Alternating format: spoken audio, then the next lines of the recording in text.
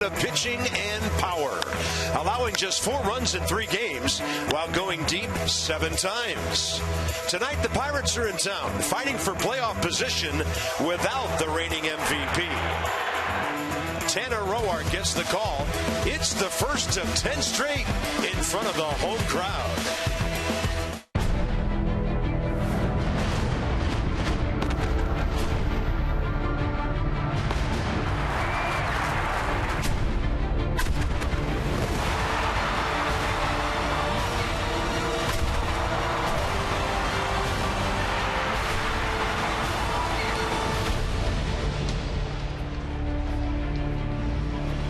Coming home with momentum.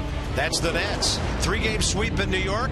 Pirates for 3, Diamondbacks for 4, and the Giants will be here next weekend. Quite a homestand with Bryce Harper's bat heating up. From the home run standpoint, the pitching's been outstanding.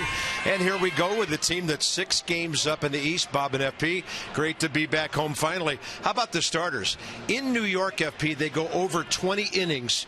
They don't give up one single earned run. Well, they've been just doing it all year. It all starts with the guy on the mound, and the Nationals' rotation has been as good as any in baseball. When you talk about how the Nationals lead the National League in run differential with a plus 89, I think it all starts with the man on the mound. Doug Fister's been doing it all year. He's arguably the ace of this staff with it. He's been able to accomplish. And then how about Jordan Zimmerman on Wednesday? 6 in the 3rd innings, 5 hits, 4 strikeouts, no walks. He got the job done. And credit to Matt Williams. He got him out of there right at the right time. Bases loaded, 1 out. Drew Storen came in and did a great job. And then Steven Strasburg, in my opinion, last night had a turn-the-corner start by what he did with his fastball command. 7 innings pitched, 8 strikeouts, just 2 walks. So, yeah, the starting rotation in New York, 3-0 with a 0.00 ERA. And by my math, that's pretty good. That's pretty good. By the way, they had 15 strikeouts and only 2 walks in those 3 games, the starters. So here comes Tanner Roark. No decision, a tough luck for him. Could have won that game in Atlanta. He makes his first appearance against the Pittsburgh Pirates tonight. And the pitchers now know they don't have to be perfect. The guys are hitting for power. They've hit 16 home runs now in the last 8 ball games, 2 in the previous 13. So forget about that drought. It's not only the Nats hitting home runs with 104, 5th most in the league. They've only given up 77, and that's the fewest in all of baseball. Power, pitching, you name it, the Nats are doing it right now.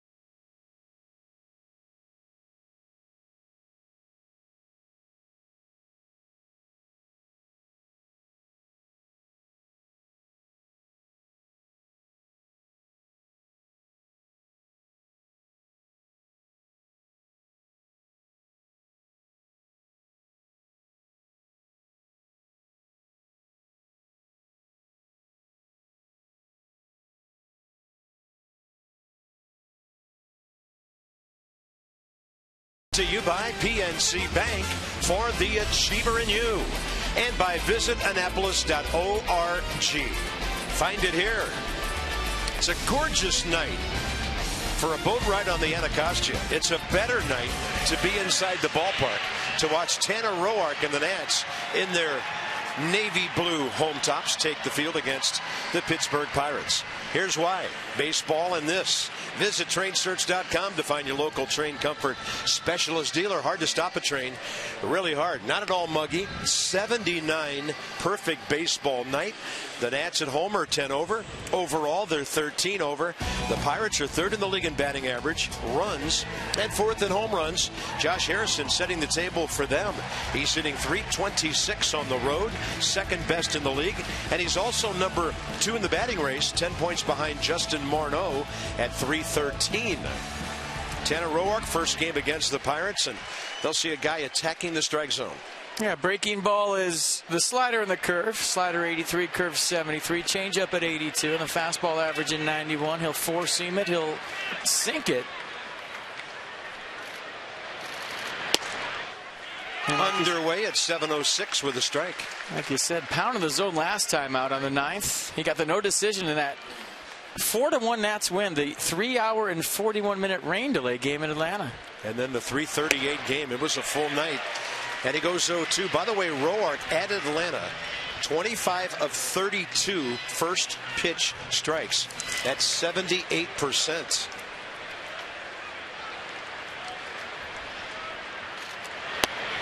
Only one man on the Pirate roster has faced him, and that's Michael Martinez, the former Philly, who's on the bench. Rookie umpire Tom Woodring has the plate.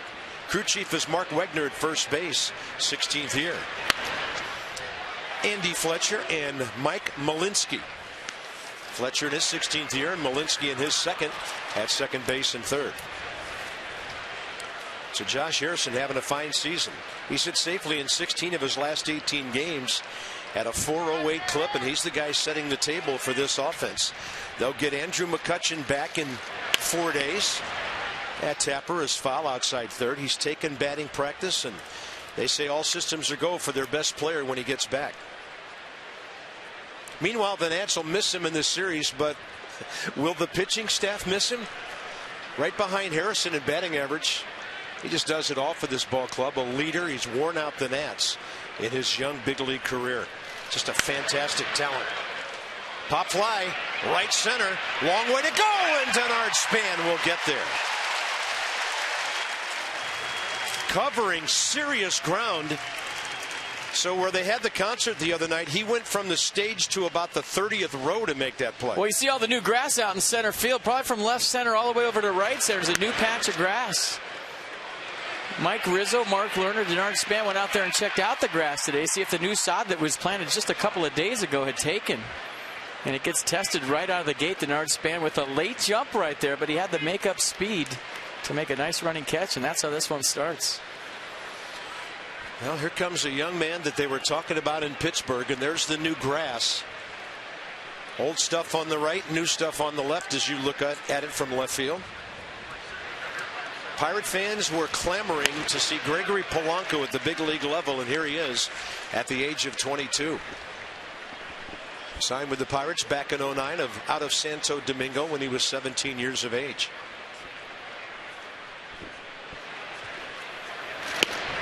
He's a combination of speed and power.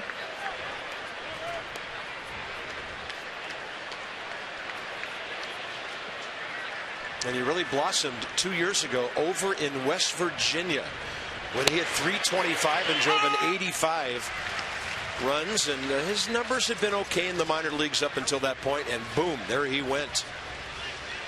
And then quickly through the upper stages of their organization. 1 ball, 2 strikes. Polanco hitting .306 in August.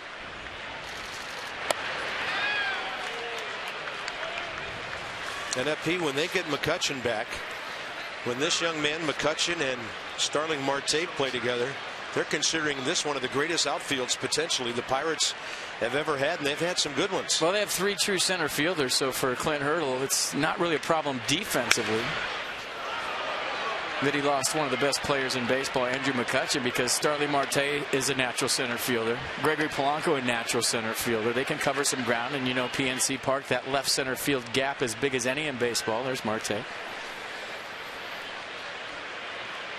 Yeah, they're talking about these guys like they talked about Barry Bonds, Bobby Bonilla, and Andy Van Slyke. Well, there's some talent there. I think it might be a little early to start throwing those names around, but well, I'm just saying that's what they're saying, and I agree with you. Early, and that's why I said potentially. I mean, these guys, as much young talent as anybody. 2-2. Well, you're seeing right now what the Pirates have done so well all season long, just grinding out at bats. They necessarily didn't do that last year. They were, you know, more of guys going up there hacking early in the count. But the guy on deck, Russell Martin, he'll grind out at bats. You're seeing Polanco right now, Josh Harrison to start the game. So Tanner Roark, guys, work cut out for him tonight. Pirates are going to make you work. 3-2 pitch.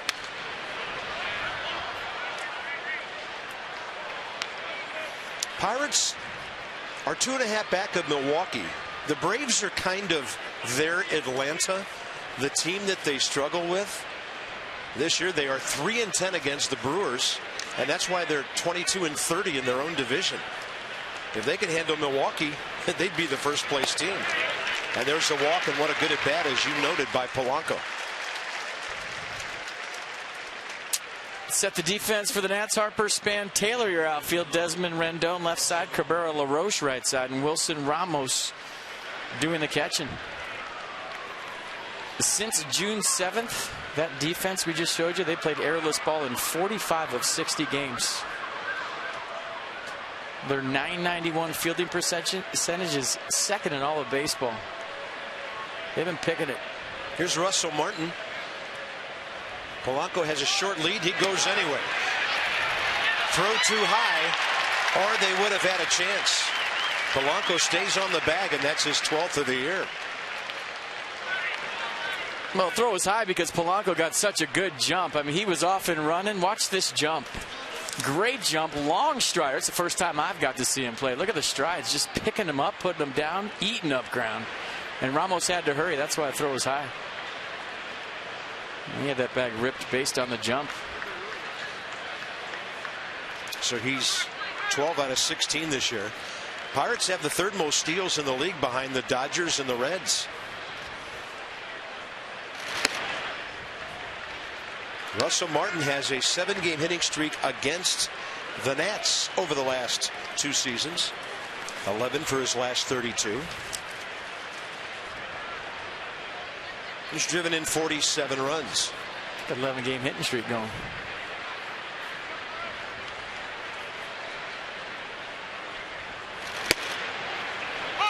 Roark gets the fastball called to strike up in the zone.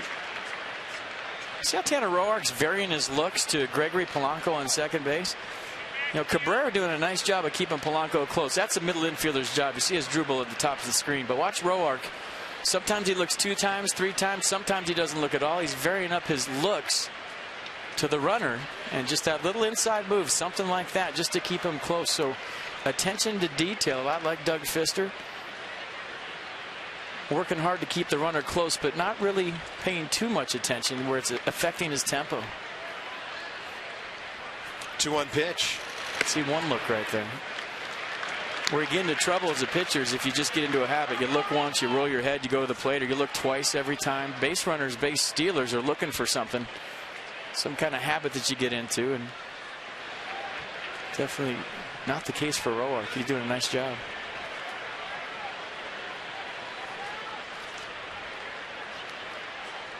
And a 3-1 pitch. Russell Martin takes the high heater in there. Count goes full. Yeah, he's been up with the fastball. Look at pitch track. Everything up right now for Roark. He is battling to get that ball down. And he has to be down.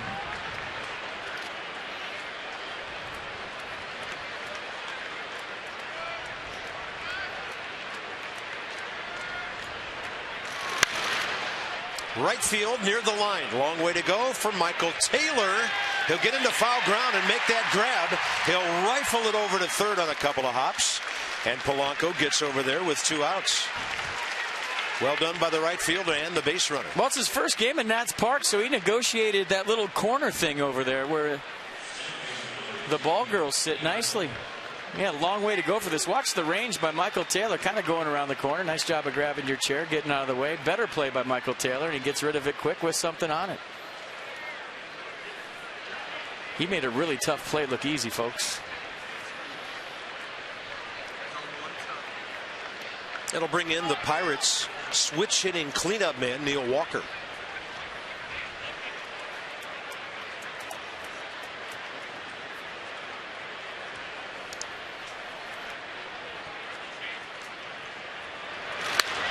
And he'll hit it high in the air out to right center. Taylor waiting. 3 fly ball outs. Tanner Roark pitches around the 1-out walk and the stolen base.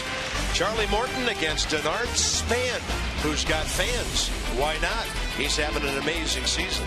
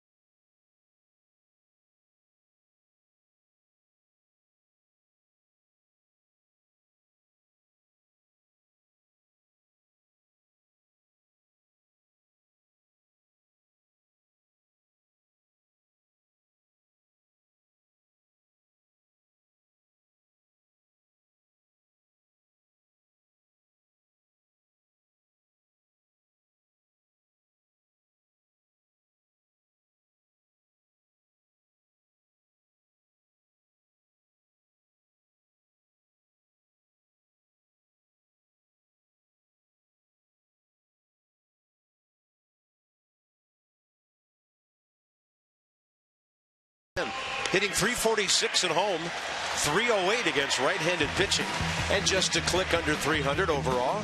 So at home this season, 81 of his 137 hits. Pretty much the regular lineup until Jason Worth gets back is the one on the field tonight. And here comes Span, 2 for 6 career against Charlie Morton.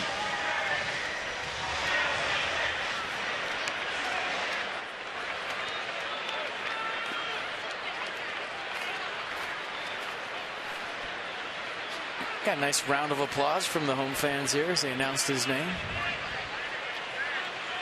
They play kind of a shift on the infield, and then the outfield really the other way. And if Denard Span hits a line drive past Andy Fletcher, the second base umpire, he's going to be thinking 3 bags until somebody stops him. And see the arsenal of Charlie Morton. Fastball 91, curveball 78. He's got a changeup to go with it.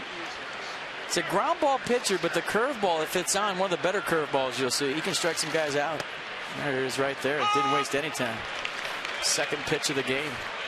Yeah, last time out had a tough one, August 10th against the Padres. Took the 8-2 loss, lasted just 5 innings, gave up 4 runs on 9 hits. Struck out 2 and walked 3.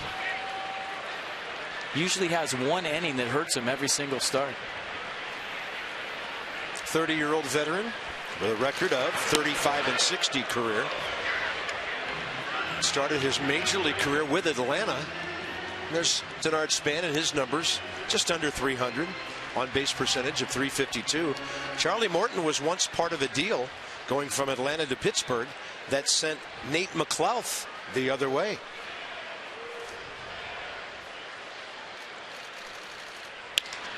Left side, no defense for that. And Denard Span's going to beat it out. Pedro Alvarez. Nice play with the glove to get there. Hit number 138. Well, we saw this in Pittsburgh. With 2 strikes on Denard Span, the Pirates defense switches even more to the pull side. So Pedro Alvarez was standing right there with no strikes and 1 strike and 2 strikes, but then he moves over to shortstop, and Span, who hits the ball that way all the time, starts this one up with an infield single, and there goes a no-hitter. Thank you very much. And I'm going to throw out a number here, FP, and you talked a lot about this earlier in the season when the Nats were moving their defense all over the place. The Pirates have made the most errors along with Arizona in the National League, 86. Doesn't mean they don't have some good guys out there with the gloves and the arms, but you mentioned things get a little different when you're moving people around all the time. Well, they're going to move Pedro Alvarez around a lot, so much that he's going to play first in this series. They've been working him out at first base. He's been taking ground balls at first base, and they're going to make the move. He has 24 errors, many of them with the arm. That's inside to Asdrubal Cabrera, who comes home now for a full homestand with an 8-game hitting streak. His overall number, 248 for the Nats. He's at 262, 11 hits in 11 games, all of them from the left side of the plate.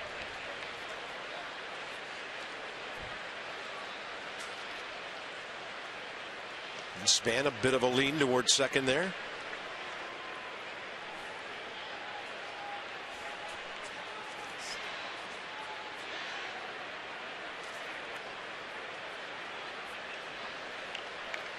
Russell Martin pretty good behind the plate. He's 19 for 59 throwing out runners. That's 32%. Span goes. Good jump pitch way inside.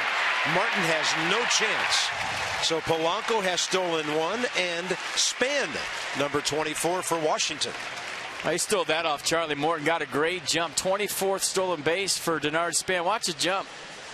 Perfect. Not wasting any time, looking in all the way. Russell Martin, who's really good at throwing runners out, has no chance, and the pitch almost hits Cabrera. You've seen 2 pitches so far almost hit Nats hitters. There's only been 2. It's a Pirates philosophy. They pitch in, and they don't care if they hit you.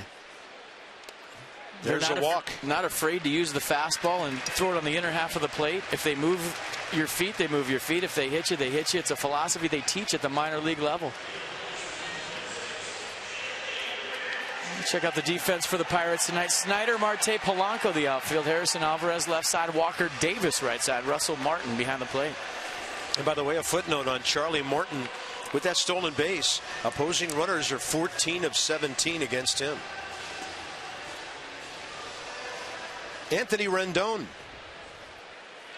looking for his first career hit against his right-hander. 0 for 5. 1 hit in each of his last 6 games. Runners are moving. Pitch inside, and Span is out. And then Cabrera went back to first base as the trail runner. And Denard Span gunned out at third for the first out of the inning. That's only the second time he's been thrown out by a catcher all year long, and he makes the Cardinals sin and making the first out at third base. Russell Martin getting rid of it quick. A bullet right on the money, and the tag applied by Alvarez. See Martin clearing himself behind Anthony Rendon. Look where the throw was. Didn't really even have to put a tag down. And Span just slides right into Alvarez's glove. It took a perfect throw to get him.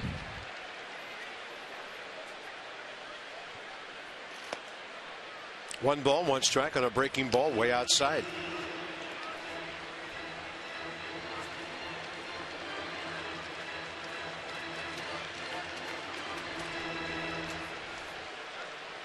Big crowd, beautiful night. They're still coming in.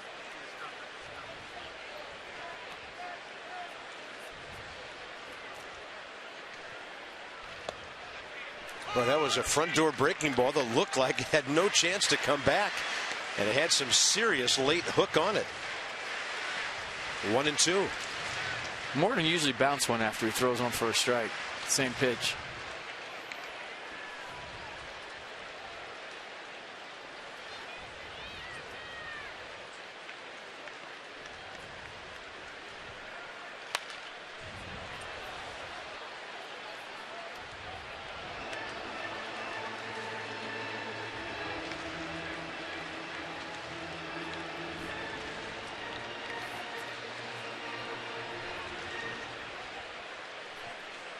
They play Rendon toward the gap in right center with their center fielder Marte. And Polanco shading toward the right field line. Counts 1-2. And Rendon goes right at Polanco with a one-hopper. So Charlie Morton has not retired a batter yet. First and second, one out. Well, you knew that was coming, didn't you? Every time a guy gets thrown out stealing, the guy in the box usually gets a hit. Always seems to happen. Nice piece of hitting by Anthony Rendon, letting it get deep, going the other way. Like a changeup right there from Charlie Morton.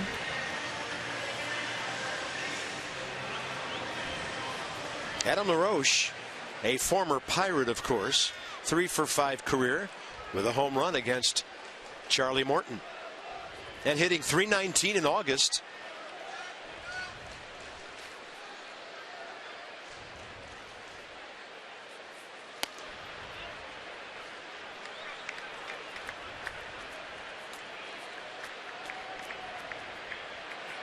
Pretty good numbers against the Pirates. Not a small sample size either, 38 games. He was with the Pirates 2007, 8, and 9.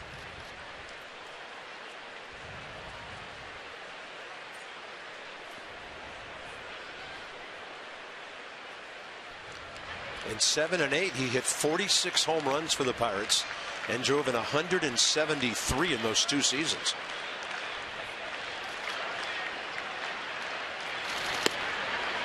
There's that breaking ball that comes in from outside to even the count.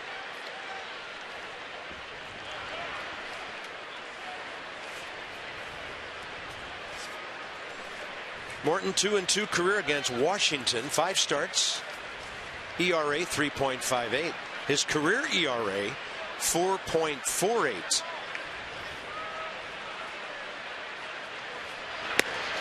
And he's got the fastball at 91 by LaRoche. Nissan will track it. And goes backdoor curveball to a fastball with some good run to it. It started on the inner third and ran to the black away.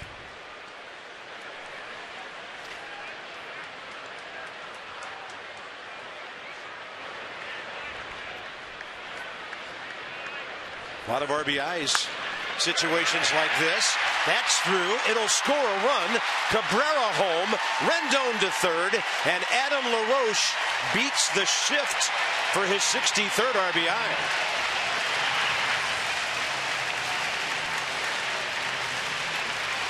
Well, there have been 4 hitters for the Nationals in this game, and 2 of them have beat the shift. First, Denard Span with a infield single to start this game, and Adam LaRoche staying on that Charlie Morton curveball. Nice. Look at how deep he lets it get. Doesn't get fooled by the speed. Stays right up the middle. Good effort by Neil Walker right there. Could have been a double play. Gets by him, and the Nats are up 1-0. Jason like Worth. Yeah, everybody, yeah. Should be back tomorrow. Ian Desmond. So the Nats 50 out of 66 when they score the first run of the game. And here's one of the great RBI guys in the league right now with 72, Ian Desmond. They were talking about the stolen base right there. See that conversation? As Drubel telling Denard that he didn't see his jump, so he stayed at first base. I think it's better as a trail runner. If you don't get the same jump the lead runner does, just stay. So many guys feel like they have to go, and a lot of times teams will put on the play where they throw to second instead of third. 2-0. And Cabrera ended up scoring. Rendon moved in with a base hit. LaRoche drove him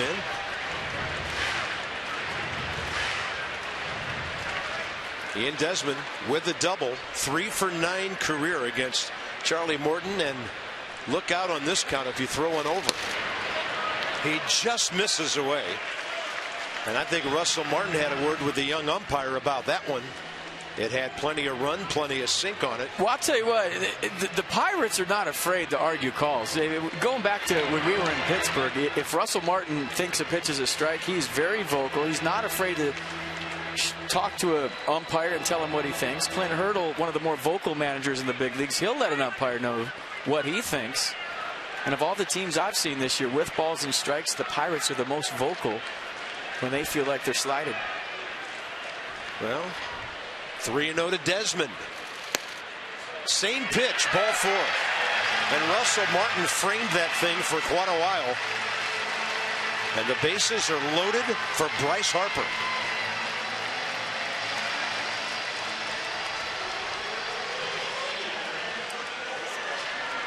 I think Charlie Martin's trying to gather himself behind the mound. Watch where this pitch number 4 comes in.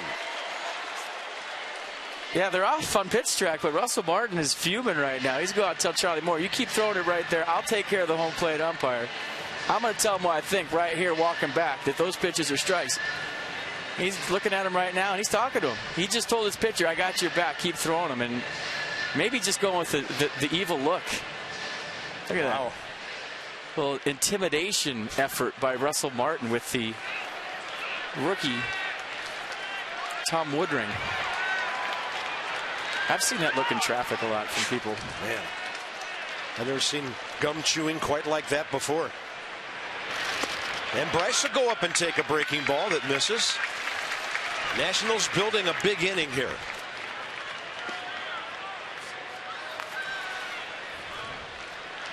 Bryce coming off the New York series when he was 4 for 11 with 2 home runs and 5 RBIs.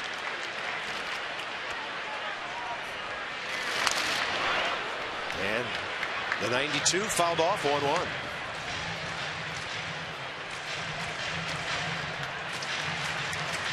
Well, maybe that's because Tanner Roark, especially at home, gets them right in the dugout with the bats in their hands, huh?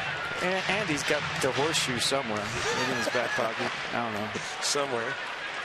In his hat. 1-1 pitch.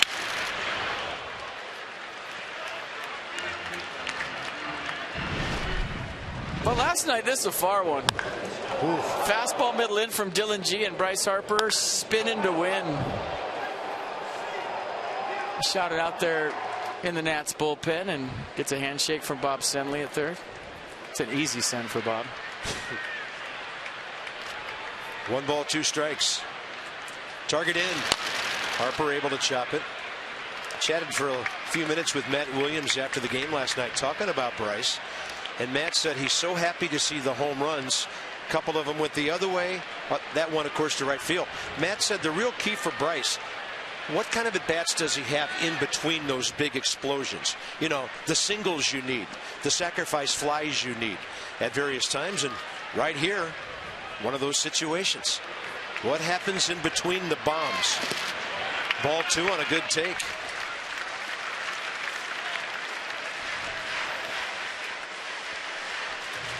So we want you to keep track of all these runners. Rendon at third singled. LaRoche, the RBI, hit the blow of the game so far, second base. And then Ian Desmond, who's been walking more lately, at first. As far as a young hitter, you're in these situations, you're thinking grand slam. As you get older, you just trust the process and say, I'm going to get a good pitch and put the barrel on it. Bryce gets himself with that foul ball. Charlie Morton boring down on him. Off the plate inside with that breaking stuff.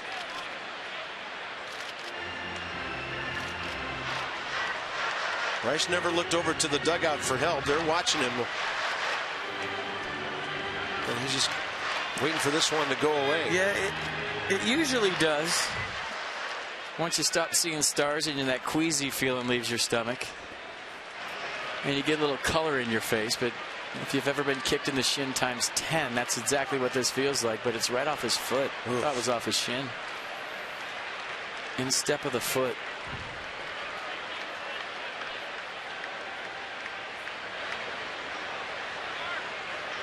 Lee Kuntz, right in the middle, head trainer for the Nats, watching intently.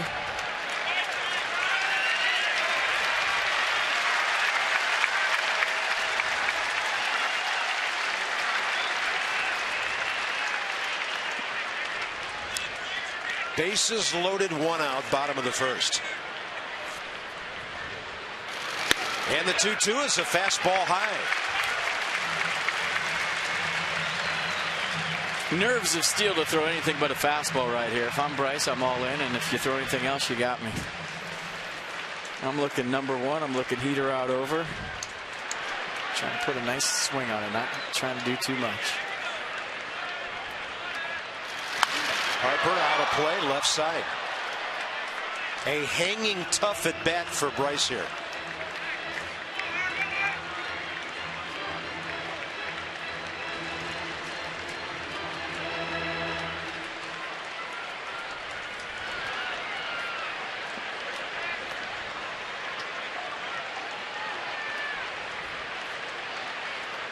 A payoff pitch. Target in. Harper. Base hit right center. In comes Rendon. Here comes LaRoche. Over to third is Desmond. The Nationals lead 3-0. One of the best at bats Bryce Harper has had this year. Yeah, they tried to go in there and jam him, but he's so strong that he muscled it over Neil Walker's head for 2 RBIs. Watch him going on the inner half to Bryce, and he hits it right off the label. But he's so strong. Look where that hit. Maybe off the handle. He's so strong, he just fights it off. And Walker, who's playing a step in at double play depth, that was a difference. As a second baseman, you got to cheat in to try to turn the double play and cut down the range. And he just got it over the head of Walker. And like you said, great at-bats. Toughed it out, got a knock. Pirates probably thinking we're inches away from 2 double play balls in this inning. And instead, the Nats have a 3-run lead, still only 1 out. And Charlie Morton still has not retired a batter. Wilson Ramos will be next. Ray Searage, a long visit with his veteran pitcher. And now he's going to have a word or two for the young umpire about some of those calls earlier. Pitching coaches will wait for the ump to get there. Now he's having a word with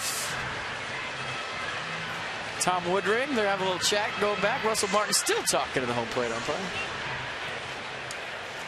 Wilson Ramos is 4 for 9 with a walk against Morton. Pirates desperately need a double play ball here. Ramos wants to get that 4th run home. Don't throw him a cookie on the first one. Second one, though, it's cool. I doubt that. But look out here. Up the middle, near the bag. And the Pirates do get their double play on a fine play by Neil Walker. So the Nats pick up 3. Big start. Bryce drives in 2.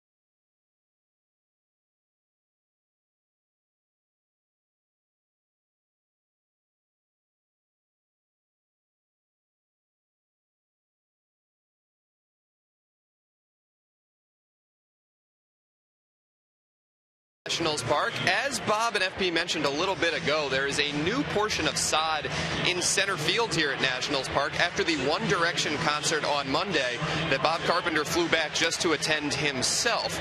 Now, John Turnauer, the head groundskeeper for the Nationals, was out there in center field with Nationals owner Mark Lerner, general manager Mike Rizzo, and Denard Span earlier today. They were kind of inspecting the sod, and Span told reporters after that discussion that it's a little slick out there. He said that obviously that sod just got put in a couple days ago, and it hasn't really had a ton of time to really grab hold. So it's a little slick, but Span joked it's not like they can do anything about it now. The sod's in place and we got a game to play tonight. So that'll be something to monitor, guys, as we go forward tonight. Well, thank you, Dan, and just remember, the booth always has the last word. That's our sideline report from AFCEA, the Association for Global Security Professionals. That's the hardest I've laughed during a Mass and Dan report all year. I've seen him do funnier stuff. Bad part about that side out there? You can only go one direction. Got it.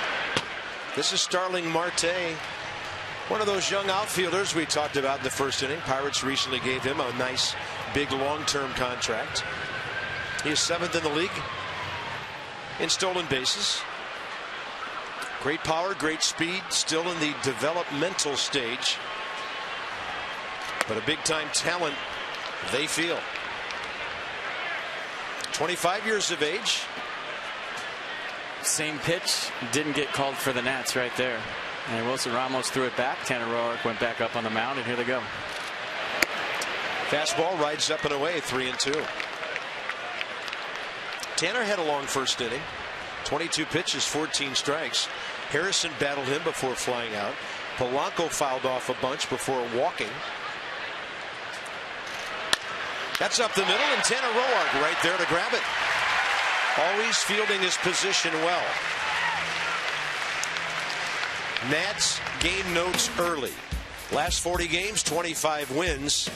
Outstanding. 13 games over 500 had not been achieved until last night at 10:03 p.m. And on the 6-game road trip, the Nats just shut the door with runners in scoring position on the Braves and the Mets.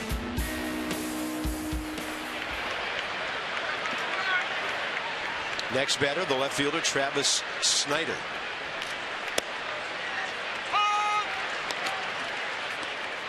A 26-year-old outfielder from Mill Creek, Washington.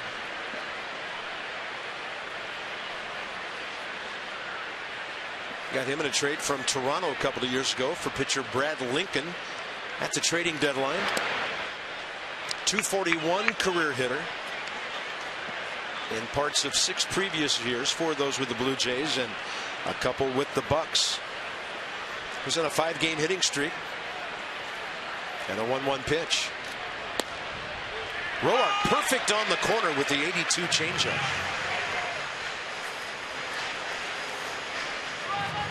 First pitch in, second pitch down the way, third pitch darts that corner.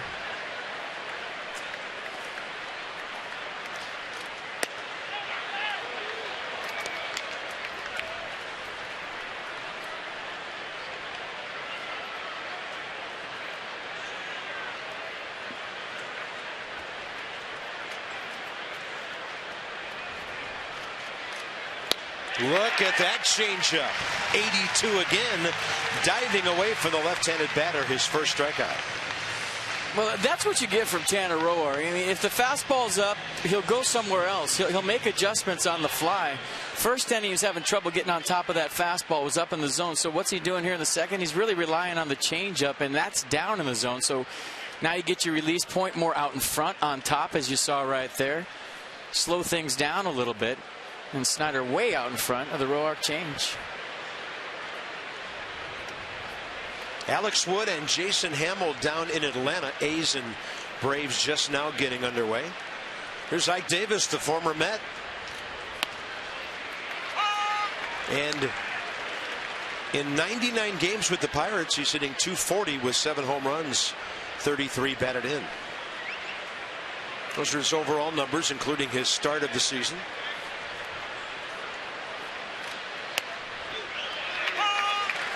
And now Roark's starting to find his command. Pretty good numbers against the Nats throughout his career, and he's got decent numbers against right-handed pitching this year. He's hitting .252 with 8 home runs.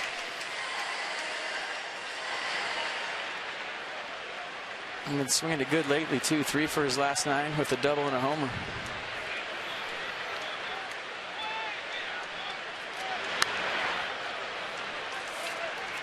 And Roark had him lunging.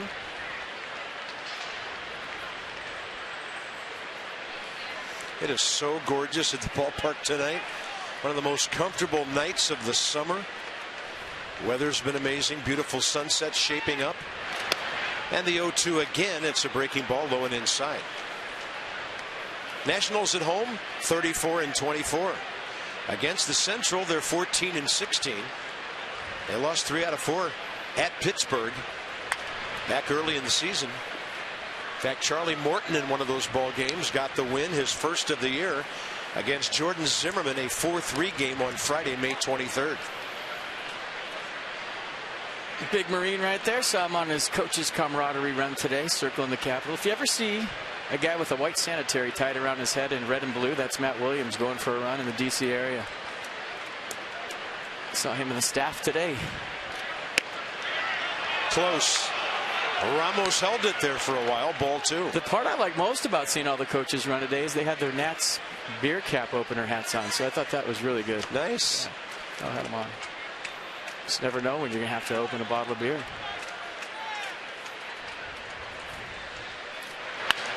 Out of play, left side. There it is. Golf club holder hat night. Yeah, pretty much determined that my 7-iron's not going to slide in there. Now, they're heavy. I have mine in my hand. The trucks tell me they all have theirs on. Well, there you go. This is a surprise. I'm telling you, if it's hot out, you need to be careful with that. Yeah, be careful. Desmond to his left, can't get there. So a couple of left-handed first basemen tonight, LaRoche and Ike Davis, wreaking havoc with shifts for base hits. All right, new for 2015, the Nationals have launched an exciting membership program called Nats Plus for full and half-season plan holders. Nats Plus will offer experiences, rewards, and access, including autograph opportunities, up to 20% discount at team stores, and a dedicated service representative. All right. I mean, just buy season tickets because you want to see one of the best teams in baseball play. I think it's pretty simple. Here's Pedro Alvarez.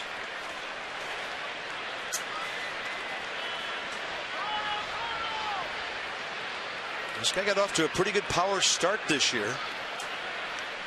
But his batting average was down just over 200 the last time these two teams got together, but he was hitting the ball out of the park on occasion and driving in runs. And right now, Pedro batting .229 is in the number 8 spot.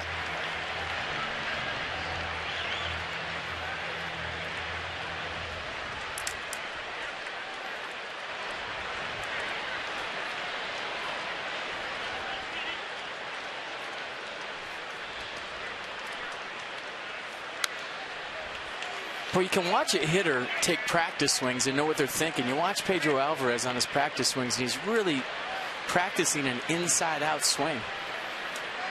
You know, a lot of pitchers will take a peek at hitters and see what they're practicing on. He's trying to go the other way. It's obvious by his swings against Roark and what he's practicing between pitches. No balls, 2 strikes. Target away. Got him on a pitch in the dirt off speed. And Tanner Roark featuring great secondary pitches in the top of the second. 2 Ks. And on a night when a ball cap can make you look pretty good and open a bottle, the Nats lead 3-0. Off to a good start, everybody.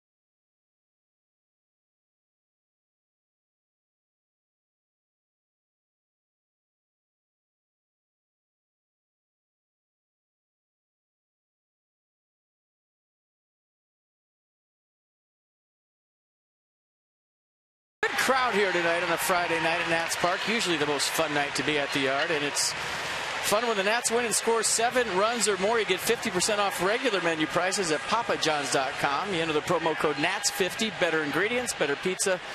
Papa John's, official pizza of your Washington Nationals. And Michael Taylor. He's home. 2 for 10 with a couple of walks in his first 3 big league games on the road in New York. The dramatic home run on Tuesday night in his debut. And Taylor takes it in there. 90 on the fastball from Charlie Morton. The count's even 1-1.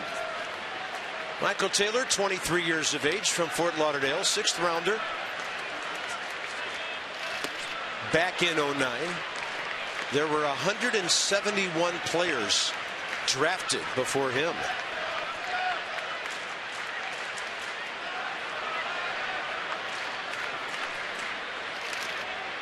That ball running right up and in on his hands. Able to get the bat on it.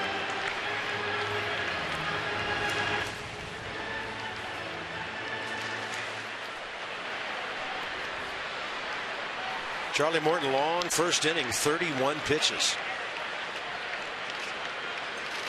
Taylor offers. Looked like he stopped. He did, says Mark Wegner. 2 balls, 2 strikes. Now, people are asking me why the Nats are wearing the best tops in baseball tonight, and it's Iraq and Afghanistan Veterans Night here at the Yard. Best unis in baseball, in my opinion. That's a called 3rd strike. Freedom fireworks after the game tonight. There'll be a drill team on the field. So Taylor gets a taste of Charlie Morton's breaking stuff there. That'll bring in Tanner Roark with 1 out, bottom of the 2nd. See what you did there. Taste Morton's. I got it. Rare taste? I got to go at least medium. At least medium.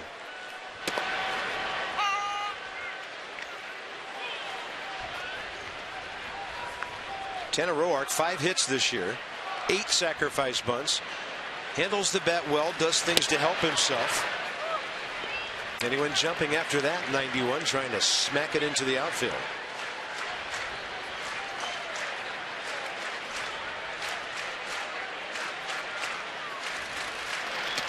Pretty good hook. Charlie Morton finding his breaking stuff here.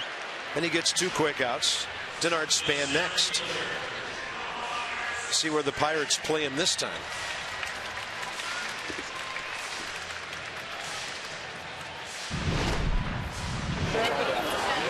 There's a big tent set up outside the ballpark over in the right field corner, and Doug Fister and Adam LaRoche visiting with our heroes out there today.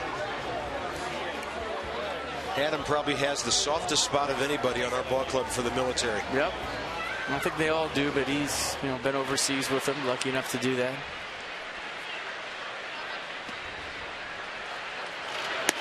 Denard Span takes one in there. He had Pedro Alvarez, kind of a lone ranger over there on the 3rd base side, charging for a possible bunt. Denard may be planning to just slap a ground ball right by him.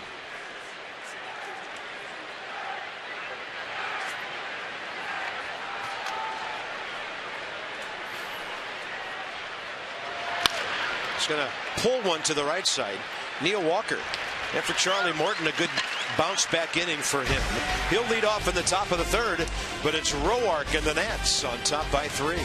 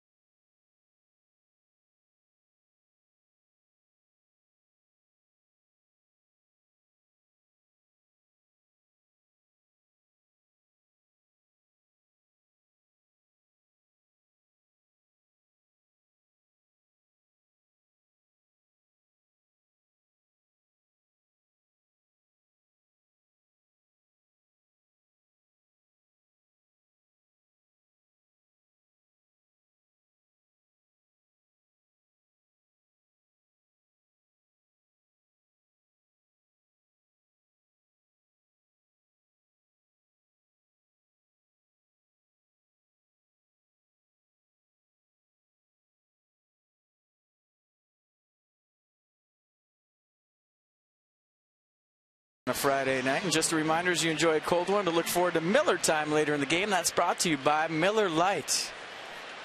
And how big was the stage for the One Direction concert? I mean, it's only 5 guys, and they're, not that big. Look at that thing. It goes from the bullpen in left center all the way to the scoreboard in right center. You think it was like 200 guys in that band. Yeah, it looks like all directions. So we're going to the top of the third, and Charlie Morton is the hitter. Just trying to keep up with Dan with the humor tonight. My friends in the neighborhood said it's the loudest they've ever heard Nats Park, including, and this is where I kind of find it hard to believe, Game 4 and Jason Worth's home run. But I guess, 42,000 teenage girls can make a lot of noise. Yeah. I'm buying it. Maybe it's just constant instead of just one eruption on a home run. 0-2 pitch. Charlie Morton held up. He's 2 for 38 this year. 081 career hitter.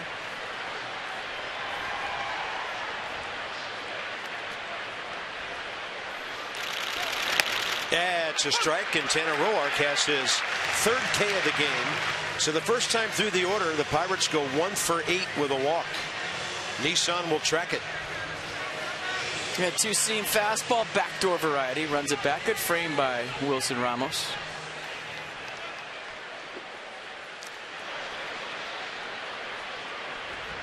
Top of the order, Josh Harrison.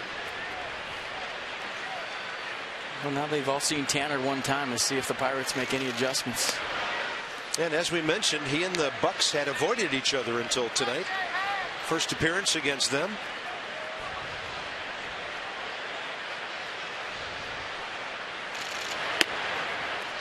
Good late breaker. 1-1 count. Josh Harrison from Cincinnati originally. Played at the University of Cincinnati at Johnny Bench Field. And he was traded to the Pirates from the Cubs in a deal involving former Nat Tom Gorzolani back in 09. 2 balls, 1 strike. Ian Desmond waits for that 3rd hop. Plenty of time here. 2 outs in the 3rd. Inside the numbers with Jeep. Tanner Roark, home ERA of 1.99. Matt Harvey, small sample. He'll get to put that to work next year. And Jose Fernandez. So 2 great young talents, both injured right now. The low ERA guys at home. Who's making a minimum of 10 starts. Who's that guy without the beard? He is a clean-cut guy. That's his. That's Tanner's media guide picture. I like bearded Tanner. Sorry. By the way, have you heard from the boys in Wilmington tonight? Have not. You're about to. I haven't really checked. Pulling the bat back, that's Gregory Polanco, who walked his first time up.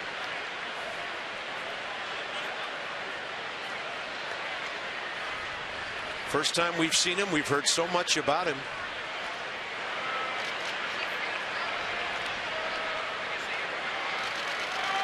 As I mentioned, took him a couple of years to really get things going at the single-A level.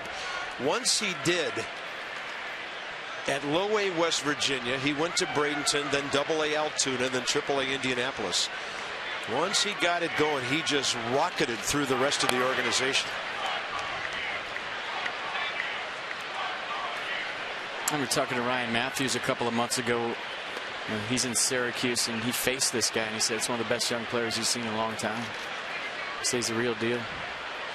Just 22. Off the end of the bat, Rendon circles behind the ball, guns him out. While Polanco gets down the line in a hurry. Tanner Roark. 1, 2, 3 inning. He's retired 8 of the last 9.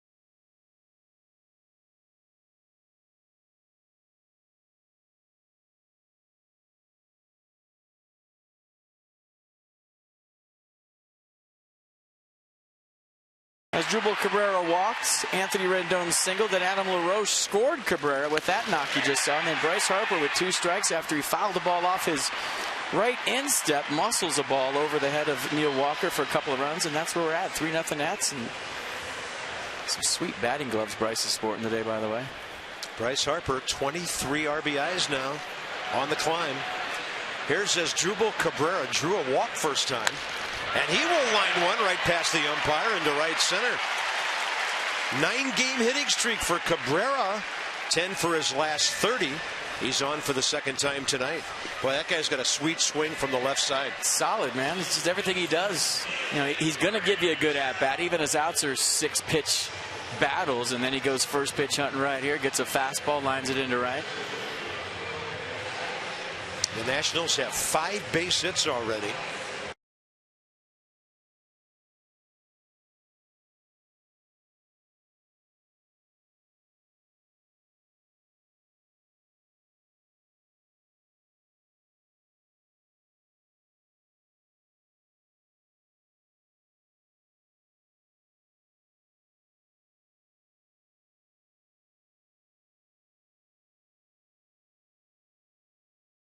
Back on the Pittsburgh pitcher, and then LaRoche, Desmond, and Harper all delivered, and the Nats had a 3-run frame.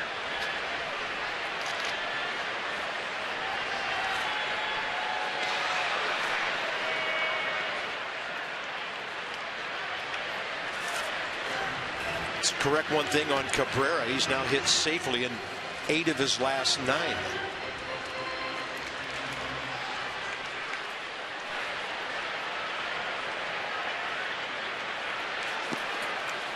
He's been on base 9 games in a row now.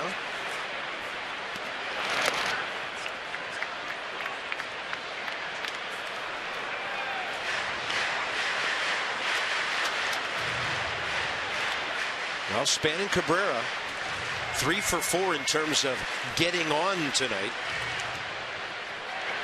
Asdrubal 7 for 9 in stolen bases as a Cleveland Indian this year, so drawing a little attention from Charlie Morton.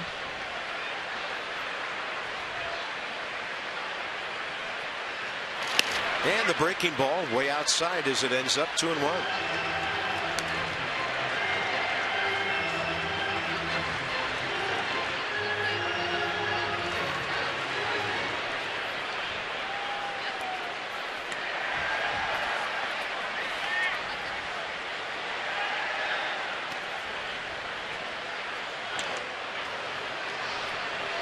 See, those are the kind that you see. Ike Davis looking to his bench. You could appeal those now. Yasiel Puig was called out on a similar play in Los Angeles last week, where you're going in feet first, and you break it down, you slow it down. Ike Davis kind of looking to the dugout, saying, "Yeah, if you want."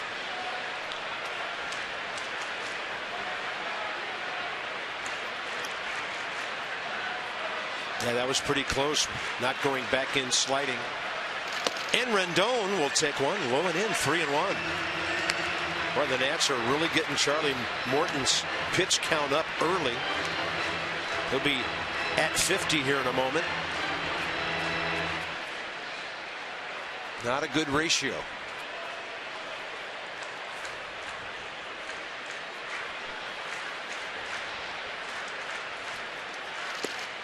Rendon is the 3rd man he's walked in this game already.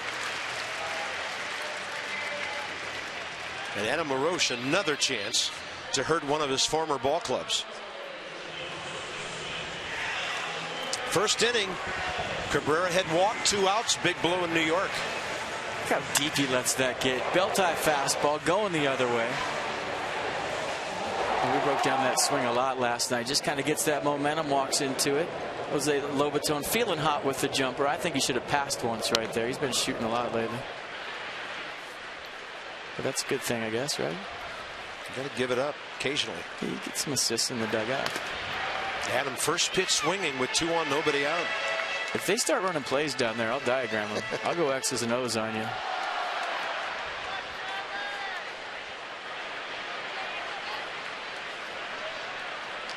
My scouting report tells me the best basketball player on the team is probably Jordan Zimmerman. Although I bet Espinosa could pull down some rebounds with his hops. Fastball outside, 1-1.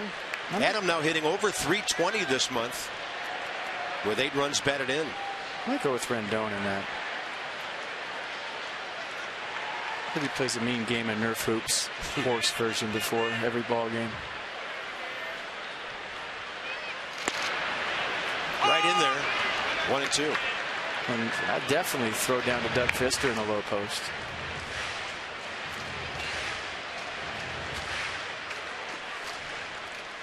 Nationals have had 5 hits, 3 walks already, and looking for an add-on inning here in the 3rd.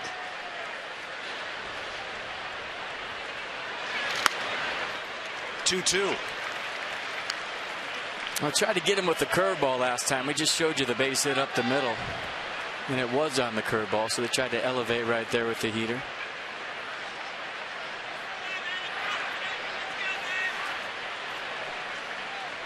Ray Searage watching his guy having a long night.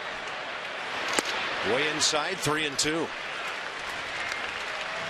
Well, the Pirates are 2.5 games out in their division. Half game behind the 2nd place team. They don't want this thing to be slipping away, and if he loses LaRoche, we could see some action in their bullpen. They're coming off a game where Max Scherzer struck out 14 of them yesterday. LaRoche has another base hit, another RBI. Cabrera scores, scampering to third, Rendon, and Adam LaRoche has done it to the Pirates again. 4-0 Washington.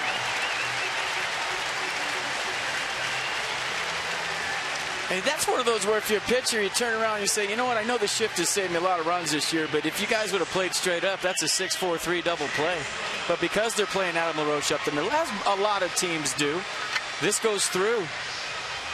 And good base running by Anthony Rendon on the backside. He goes right in front of Travis Snyder and makes it a 1st and 3rd situation. So nice piece of hitting by LaRoche. He's about to clap his hands, trust me. Adam LaRoche now on an RBI tear, 64. He's 2 RBIs out of the top 10 in the league. Low and away, and Russell Martin had to go backhand. Nobody throwing in the Pirate bullpen yet. They were moving around out there, anticipating a call a moment ago.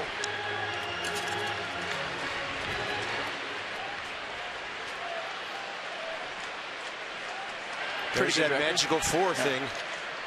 56-7. It's okay. And Desmond a chopper to third. Rendon back to the bag. They'll get the middle base runner. LaRoche at second base. If Anthony comes home, Alvarez would have had a short throw. A smart base running here by Rendon. Nobody outs. Ball's hit. Just go back to the bag. And Alvarez has to hurry. And he gets Adam LaRoche at second base. So now I still got a runner on third, 1 out. You know, Rendon goes there. It's 1st and 2nd, 1 out. Yeah. And an RBI guy coming up who's suddenly driving in everybody in front of him. So Bryce Harper, as I mentioned, in the New York series, 5 batted in and 2 already here.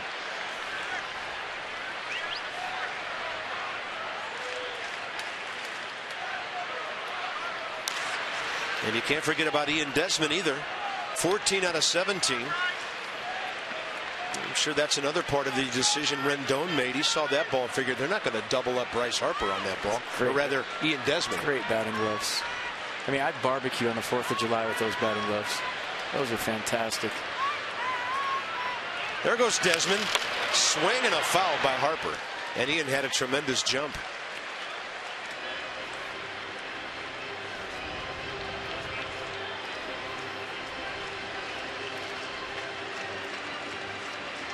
Oh, Bryce got a good pitch to hit. Usually it take a strike for a base stealer in a certain situation.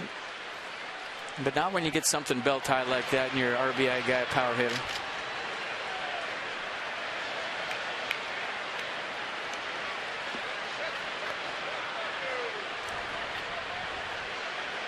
Bryce has faced Charlie Morton 4 times in his career, been aboard 3 with 2 hits and a walk. Got that breaking ball, got in on his hands. Inside the numbers with Jeep. including tonight. 4 times his last 8 games driving in 2. And in his career, 34-3 when he does that.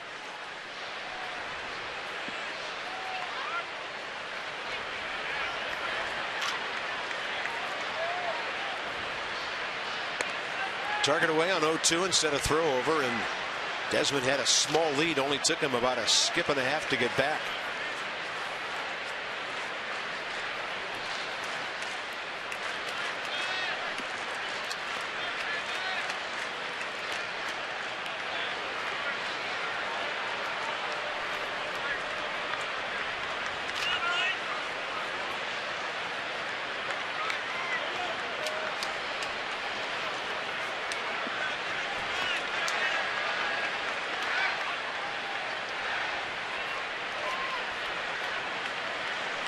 Oh-2 pitch, and Bryce locked up.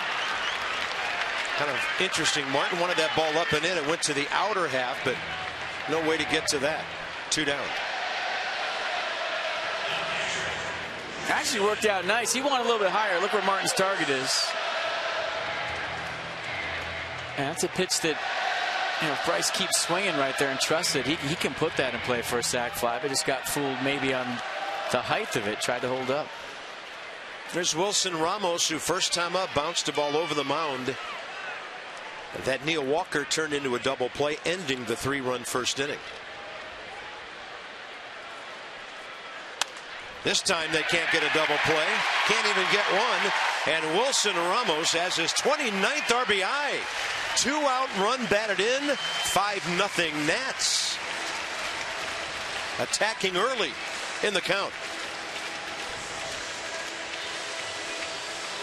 He likes it. And the Buffalo checking in with a 2-out RBI. So picking up Bryce Harper, couldn't drive in the run. Good teams do that. Wilson Ramos with 2 outs goes right back up the middle to make this a 5-0 game. Yeah, and talk about some middle of the order guys hitting down in the Nats order. Harper, Ramos, producing 3 RBIs tonight. Michael Taylor takes a breaking ball that sends Russell Martin scrambling. The Nationals have made good use of their 5 hits, or rather 7 hits with 5 runs. And Charlie Morton, 2 of the 3 men he's walked tonight have scored.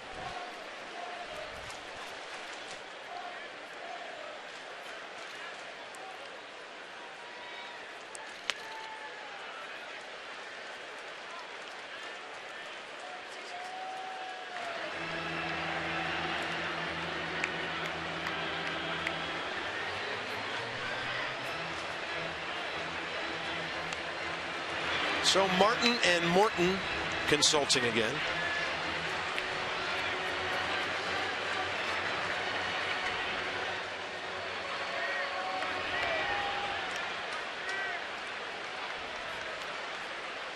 And Michael Taylor put a charge in that ball in right center field last night at Citi Field.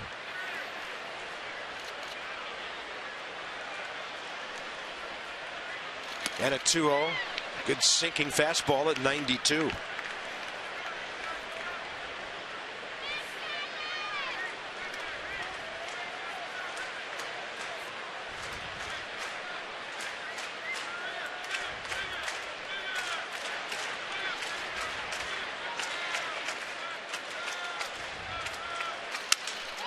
Busted bat, it's up the middle and right to the bag for Walker. Good thing for him, because there's no way they were going to throw out Taylor. 4 unassisted. Nats tack on 2 more. There he is, a bald Buffalo. Look at him celebrating the knock by Wilson Ramos. Fans doing that all over town.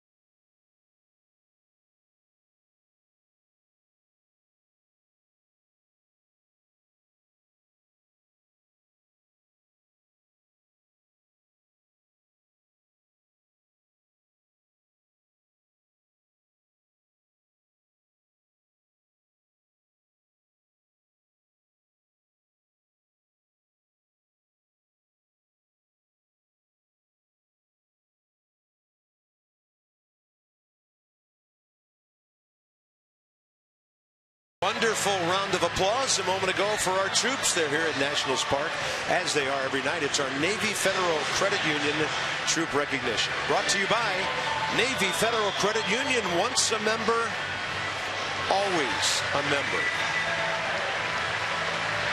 Wilson Ramos, a catcher's mitt clap, third baseman's glove clap from Anthony Rendon. Announcers standing in recognition of our heroes. And we're going to the top of the fourth as we settle back in. 5-7-0 Nats, 0-1-0 Pirates. Their only hit, a single up the middle from Ike Davis back in the second. I think that was my microphone clap. Did you hear it? Nice, that was good. Thanks. Do that again and the audio guy will turn you off. Waino wouldn't do that to him, would he? No way. 57 pitches, 37 strikes for Roark. He's retired 8 of the last 9 Pirates. And here's Russell Martin. Fouled out to Michael Taylor down the right field line. First time up. Nationals all time as Nats lead the Pirates 32-31 in the series. 12-10 here at Nationals Park. And that's sort of indicative of the way the games have gone over the years with the Nats and the Bucks. A lot of close games.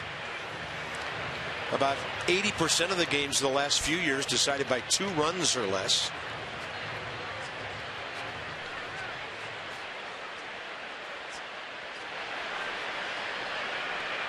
No balls, 2 strikes to Martin. And Roark shows him the fastball away.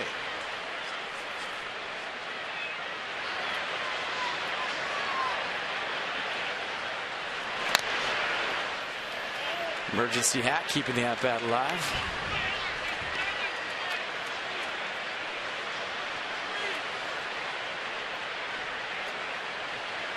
Great crowd. It is a magnificent sight when this place is full like it is tonight. Martin hits one to left. Coming in for it is Bryce Harper. And Tanner Roark just keeps putting outs up on the board and zeros along with him. Legendary country music artist Martina McBride will perform tomorrow night right here. Don't miss it. Final Nats Live concert of the season, presented by the Travel Channel. Free with your Nationals game ticket. Visit nationals.com/NatsLive for tickets and more information. And then Adam LaRoche and some of his buddies are working on the Faith Day concert, which will be here at the ballpark on Saturday, September 6th. Details soon.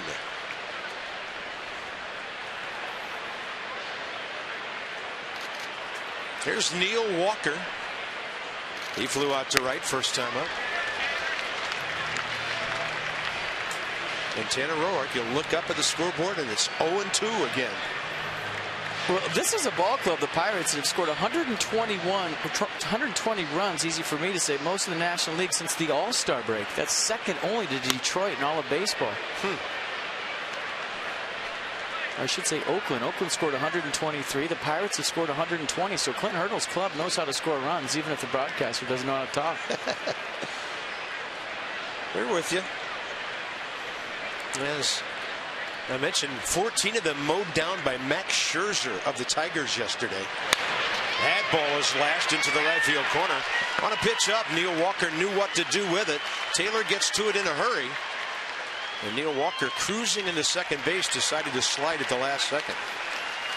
Pittsburgh's second hit. It was interesting that this year there have been 6 games when a pitcher has struck out 14. 2 of them happened yesterday. The Pirates had a chance to win that game yesterday, too. Josh Harrison hit a ball that a lot of people thought should have been out of the ballpark, didn't leave. But even though Scherzer had his way with strikeouts, Clint Hurdle's team had a chance to win that game. Had a chance to win both games against the Tigers. The other guy that did it, Mike Fiers of the Brewers yesterday against the Cubs. Clayton Kershaw, Felix Hernandez, John Lester, and Jose Fernandez. All with 14 strikeout games this year. 2 of them in one day.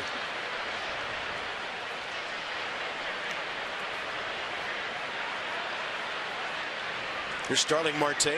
Bounce back to Roark. Hit the ball sharply, and he hits that one sharply, and it's way out of here. Pirates on the board on Marte, 6th of the year. And what a sound that made.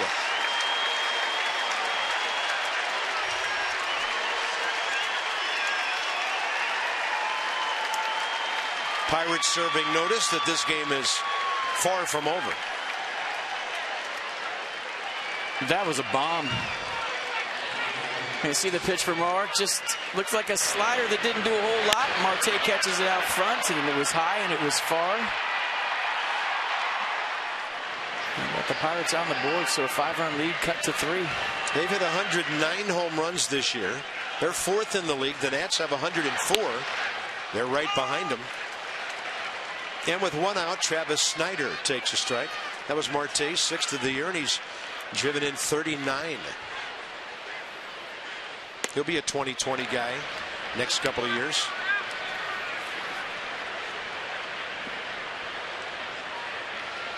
Roark struck out Snyder first time up. With changeups. Shows him the heat there, 91.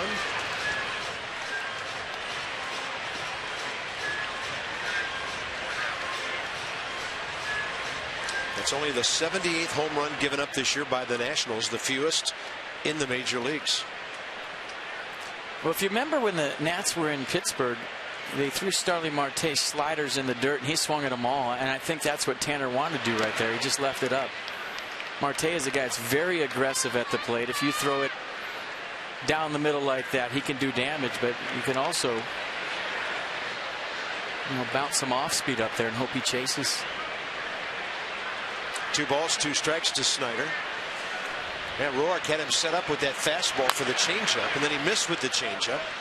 And this a fastball in on his hands, and the count stays 2-2. In Atlanta, Justin Upton has hit his 22nd. Evan Gattis his 18th. Braves got 2 solos in the second, lead the A's 2-0. That's against Jason Hamill. Justin Upton left that game against the Dodgers yesterday. It looked like he's in bad shape, limped off the field, but must be okay, obviously. Roark with an off-speed pitch foul.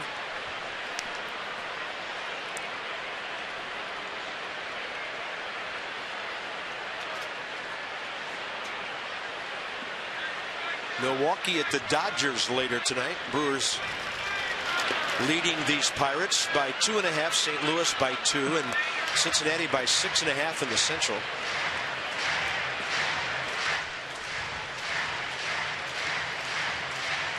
A tough division. These guys just beat the heck out of each other all season long, don't they? Brewers, Cardinals, Pirates, even the Reds. Yeah, good ball clubs. And Tanner Roark with his 2nd walk of the night.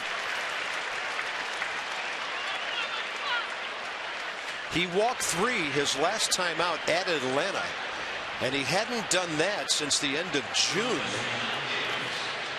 in a game at Chicago. So 2 tonight. Visit from Adam LaRoche. Probably telling him how to throw a double play ball here to Ike Davis.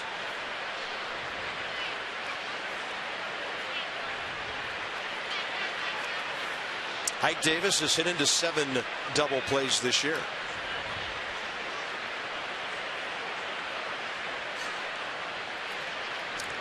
He singled out to left center first time up.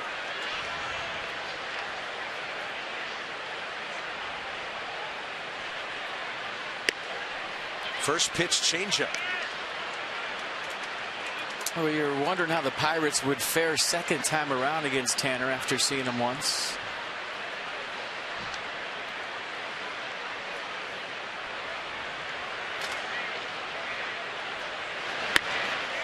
Two 2-0. A little quick right now. Front side's flying open. He's going to step off the mound and try to slow things down. Steve McCaddy, Randy Knorr, Matt Williams checking out the delivery. Steve McCaddy's a couple of pitches away from making a trip.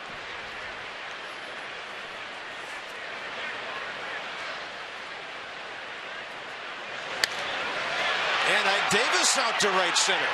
Denard Span is there. He's halfway onto the track to make that grab, about 385 feet away. 2 outs.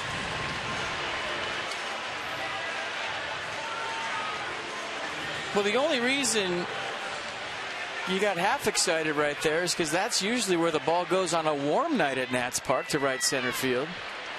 And Ike Davis, a guy with pull side pop, but tonight a very cool night. Ballpark maybe playing a little bit bigger to right center, even though Starling Marte just made it look small. Yeah, good thing it was 79 at game time, not 89. Here's Pedro Alvarez, struck out first time up on a ball in the dirt. Got a number 8 hitter who can hurt you. And he lines one to the scoreboard. All the way heading for third is Snyder. They're going to send the runner. There's a play at the plate. The throw is good, and Ramos drops it. Travis Snyder scores. It's a 5-3 game. Pretty solid relay by Cabrera there. Man, I think Asdrubal frustrated because he gave Wilson a short hop. That was a tough play for Wilson Ramos. Cabrera did a nice job of getting it there on time, but if he gives him a long hop, Ramos with the catcher's glove can pick it. But watch how short this hop is, and it just kind of scoots on Wilson. You see how it kind of picks up speed right there as it hits the edge of the grass and the dirt? And that last little hop, too tough to handle. And all of a sudden you got 2-run game. You see how it stays down? I think Wilson was expecting it to come up. It just kind of, if we get a wider shot of the hop, he's anticipating it. See how it just dies right there with the spin? He's expecting that to come up to about his belt. The ball stays down. He can't stay with it. Nice slide by Snyder, and we got a ball game. Pirates with 3 in the 4th. 2 doubles, a homer, a walk. Charlie Morton is going to be pinch hit for Jason Nix, who they just picked up, will be hitting for Morton, who only lasts 3 innings tonight. Jason Nix started with the Phillies, 39 at bats in 18 games, hit 154, went to AAA with Tampa Bay, and the Pirates signed him as a free agent 12 days ago. Ramos to the backhand side, blocking that. Well, I totally understand why Wilson Ramos dropped that, seeing the replay. You know, you're anticipating that hop to be way higher, and it just skids at the end. This will be a great angle of it. Watch it stay down. I don't know what it hit, if that's new sod in front of home plate or what, but it was soft. The bounce was way softer than Wilson was anticipating, and quite frankly, myself too, that should have hopped higher. Ball up the middle. Desmond over to get it. On a hop, and LaRoche saves the out. Great pick by Adam LaRoche on an in-between hop. But the Pirates are back in it. And Clint Hurdle is coming out of the dugout and now heading back down the stairs. Evidently got the word from the clubhouse that LaRoche got it done. And it's a 3-run Pittsburgh 4th.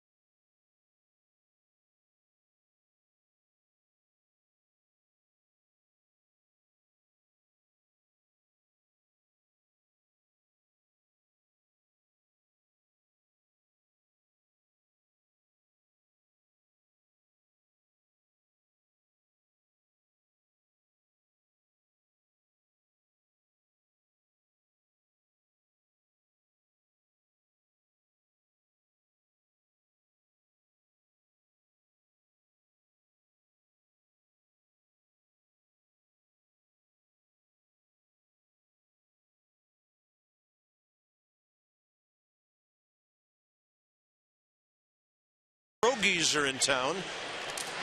The Nats Racing Presidents have never won in Pittsburgh, and I have a feeling it might not turn out too well for the Pierogies here as well. They look like Hot Pockets. Looks like a Hot Pocket race. Nobody knows where they're going. Wow. There comes a pepperoni Hot Pocket. And obviously they're going to win, but maybe not. Oh. Teddy with a curveball that fell off the table. Crushed the chicken and broccoli Hot Pocket. Wow. Yeah, that's violence. Well, the Presidents have been abused at PNC Park, so in this case, turnabout, very fair play. Teddy's going back after him, so he wants some more. What a mess. He's not done with the Hot Pocket. Still clearing mascot debris from the field as we go to the bottom of the fourth. New pitcher for the Pirates, as Charlie Morton is out after 64 pitches in 3 innings. 5-3 ball game. This is Junmar Gomez.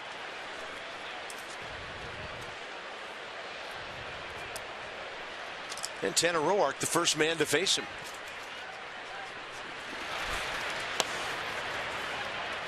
Gomez, 26 years of age, formerly with Cleveland, came over in a trade in January of 2013. Yeah, 4-seam fastball, 2-seam fastball, 86 to 90 with the heater. Hard slider and a changeup that has split action to go with it.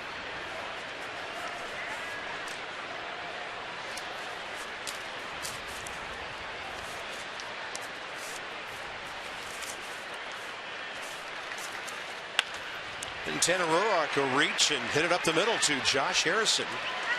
Throws him out, bottom of the fourth underway. All right, so it's time to tweet your photo using hashtag #MassonFanPhotos for a chance to have it shown in a broadcast right here on this TV station, brought to you by AT&T. Show it to you. Got a good one tonight, I have a feeling. Denard Span. He's seen Gomez in both leagues when he was with Minnesota. Gomez with Cleveland. So Denard, most Nats at bats against him of any hitter, 11. He has 3 hits, including a double and a triple. And tonight, Denard 1 for 2. And that ball is cranked, heading for the scoreboard. It will hit off the board, and Denard Span is in for his 33rd double of the year on hit number 139. One of the hardest balls he's hit this year.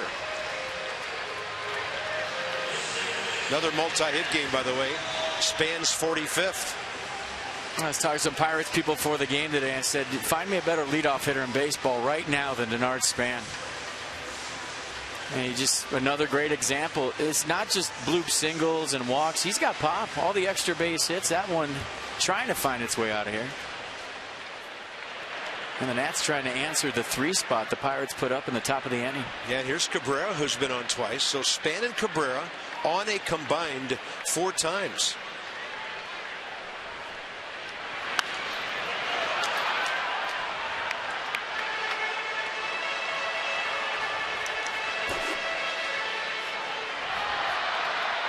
Well, Denard Span reaches the 40 extra base hit plateau.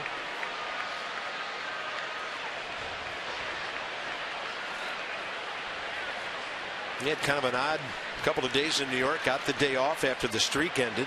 Went 0 for 11 in that series. Now he's battled back tonight and gone 2 for 3, and that ball in the dirt. Russell Martin with his umpteenth block of the night.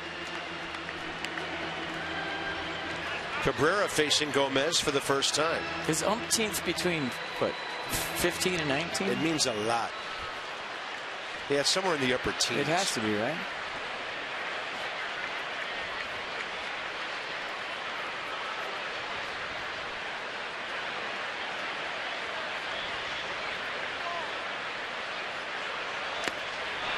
And then he goes off speed to have Cabrera way out ahead. That's that changeup with split action, 84 miles an hour. Tough to pick up. Good pitch.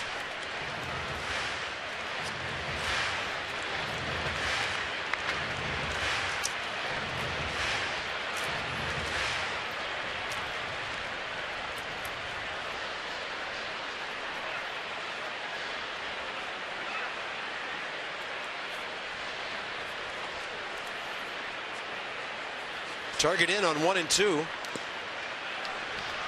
And another block by Russell Martin.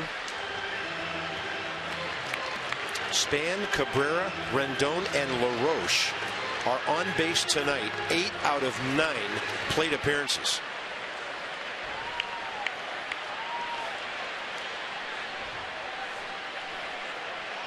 .500 batting average with runners in scoring position.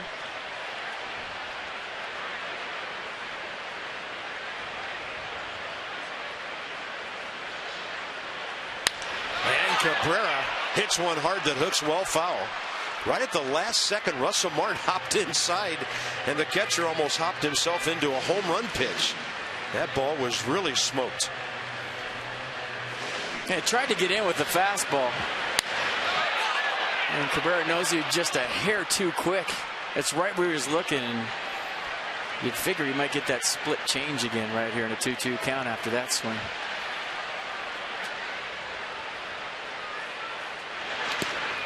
Ball gets away from Martin, but he keeps it in front. And Denard Span eyeing that, not going anywhere. But the count goes full to Cabrera. There's the umpteenth and a half block. That one kicked a little bit. Denard Span might have had a chance, but you just don't know how far that ball's going to go. Russell Martin working hard back there for the Pirates tonight, as he always does. Yeah, great defensive catcher. Team leader for a lot of the kids on this team. He won a Gold Glove back in '07 with the Dodgers, and that's a swing and a miss, and Cabrera gone for the second out. Oh, that's a good one right here. First 25,000 fans receive a Racing President Bill bobblehead on Sunday, August 17th, as the Nats prepare to close out the series against the Pirates. It's just like the Price is Right this whole weekend against the Pirates. Come to the ball game, you get something for free. That Bill bobblehead may or may not eat your hot dog in the course of the game. Maybe it comes with a hot dog holder like the ball cap did tonight with the bottle opener. So here's Rendon. He has singled, walked, scored twice. Anthony facing Gomez for the first time.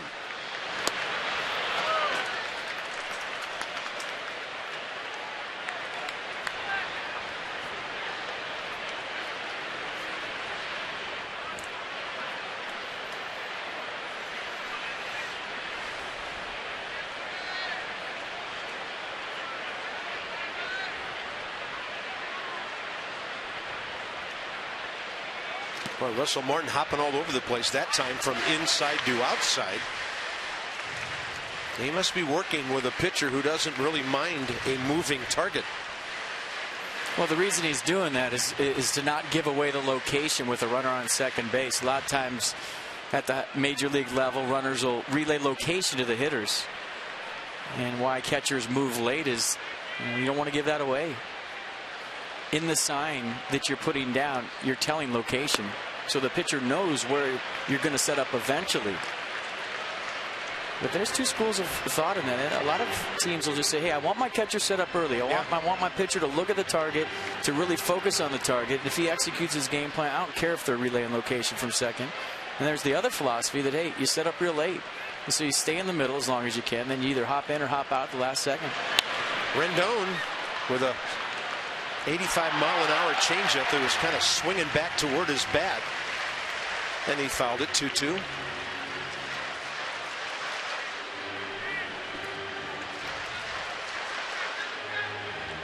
Now the Braves are all over Jason Hamill. It is 5-0 in Atlanta. Boy, Jason Hamill hasn't got the job done for the A's since I thought that was the steal of that trade with Samardzija. Yeah, well, especially after the way he pitched against the Nats. That didn't turn out for the A's.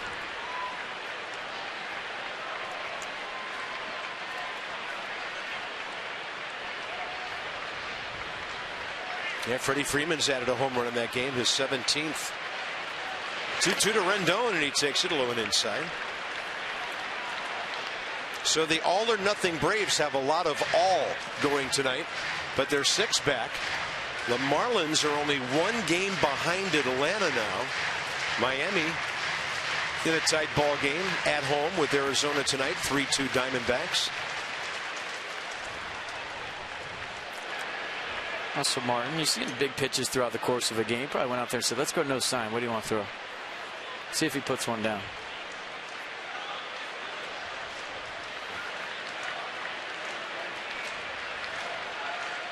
(3-2). They don't want to face LaRoche here with a right-hander. No sign. And Anthony Rendon will hang in there and keep the AB alive.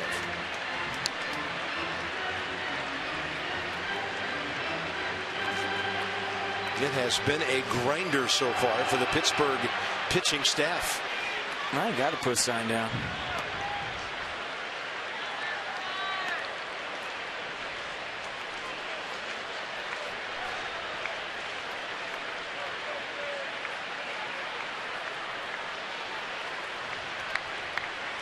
Bottom of the fourth inning. Nats have out-hit the Pirates 8-4, lead 5-3. And a big run sitting out there with Denard Span at second.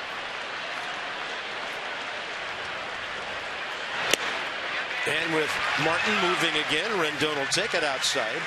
And Anthony Rendon is on for the third time tonight. The Pirates have given the Nationals 4 free passes here. You know, Cartman, getting back to that, maybe some fans thinking, well, why do you want to know location? What does that do for a hitter?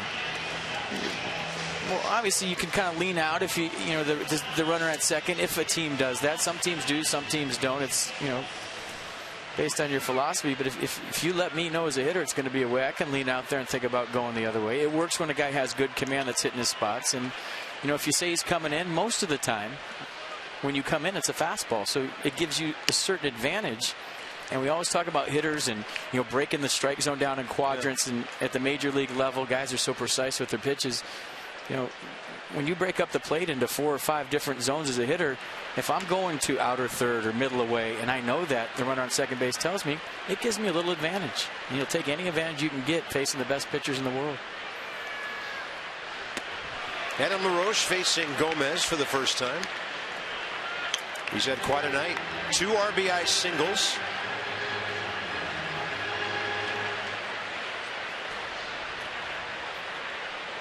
LaRoche now hitting upwards of .330 in August.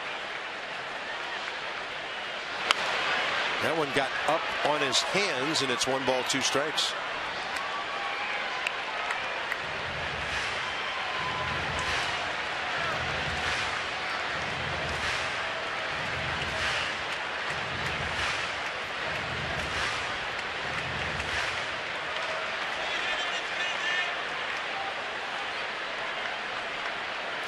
Two on, 2 out. Big gap right center. And LaRoche can't reach the pitch away. Jeanmar Gomez gives up a double and a walk. The Nats have stranded 5. This one into the 5th inning, 2-run game.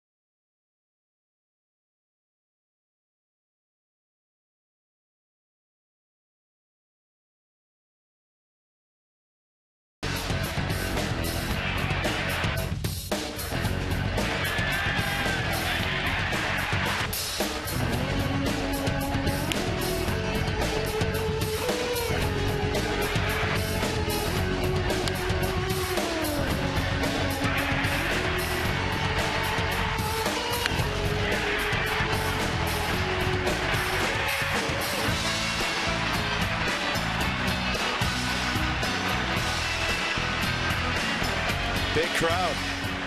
A lot of action in this game. It's been a tough night for both pitchers, really, to get any kind of rhythm, any kind of quick innings going. Tanner Roark did have a 1-2-3 in the third. At one point retired 9 out of 10 before Walker doubled last inning.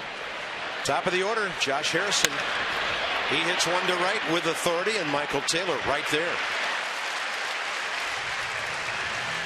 Let's go back to 2006. University of Maryland University College moment in history. Pedro Astacio threw the Nationals' first shutout in 06. It happened on August the 14th, beating Atlanta 5-0. Nationals would go on to go 71-91 that year. And you can still enroll in a UMUC undergraduate or graduate program. Next session begins September 8th. Visit umuc.edu.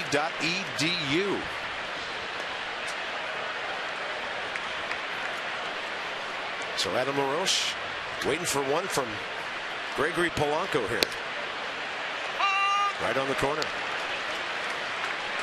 Yeah, it took till August 14th for the net pitcher to throw a shutout that year.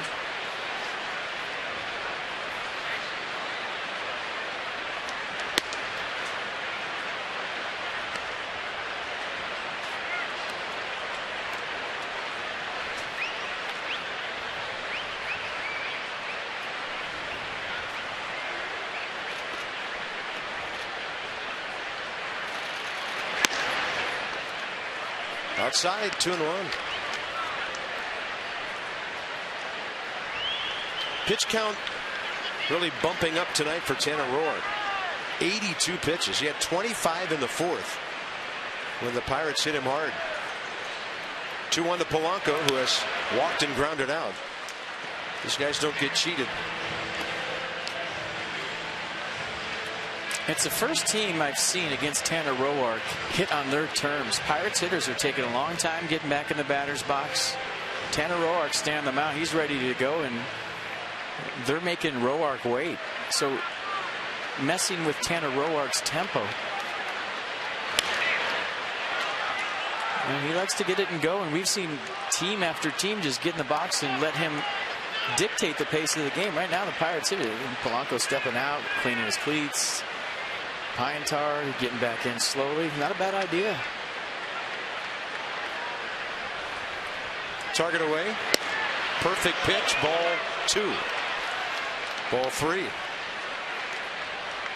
And that was pretty good looking near the corner or just on it. You probably wouldn't mind throwing one there again.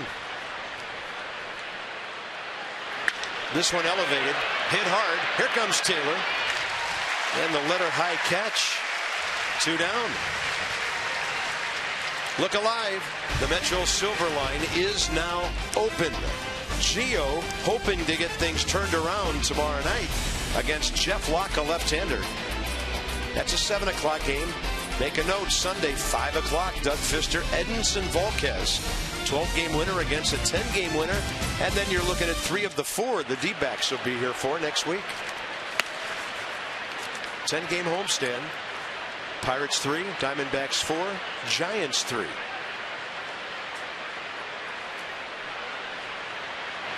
So Wednesday we'll be doing a game from the President's Club. That's right. We're going downstairs, aren't we? Yes.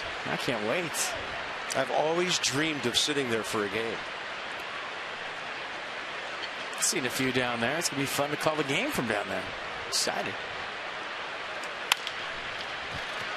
Desmond backhand, tough play, great pickup, and a bullet of a throw to throw out Russell Martin. Just what Tanner Roark needed. A little help for a 1-2-3 inning. Desmond hits in a moment.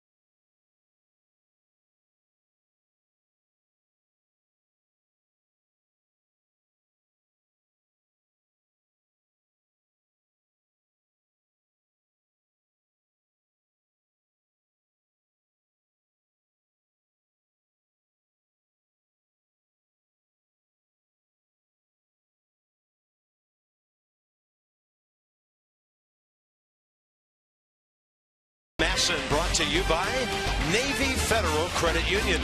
4 million members, 4 million stories. Navy Federal Credit Union. And by Volvo. Test drive one today at your local Volvo dealership and experience the wonder of summer. That man's experienced a couple of RBIs tonight. Adam LaRoche has 64. The Nats lead 5-3. We're halfway through the ballgame now. It'll be Desmond, Harper, and Ramos, bottom 5 on a perfect baseball night. 23 pitches, 13 strikes for Junmar Gomez, taking over for Charlie Morton in the 4th.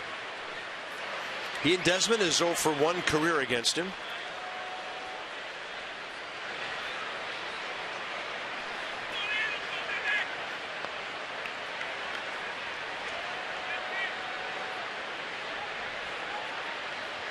Oakland Athletics have one of the best offenses in baseball, and they just made some noise in Atlanta. A 2-run 4th.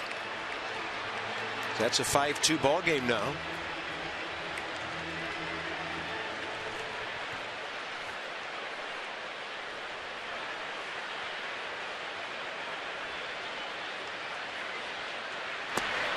Desmond with a good take and a ball that just missed away. 1-1. Yeah, their run differential. We talked about the Nats run differential. It's number 1 in the National League at plus 89, 499 for, 410 against. The A's plus 168. Crazy.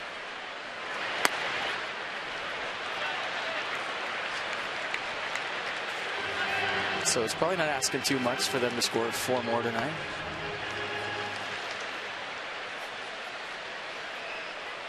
And Nationals tonight became the 5th National League club to make it over 500 runs this year.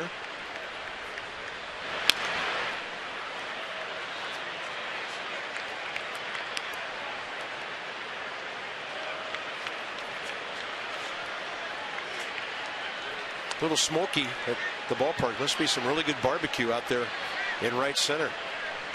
No breeze tonight, so the smoke kind of blowing into the right center field area.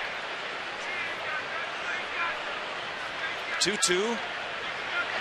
And Desmond, a high chopper. Somebody's going to have to make a great play. And that's a base hit.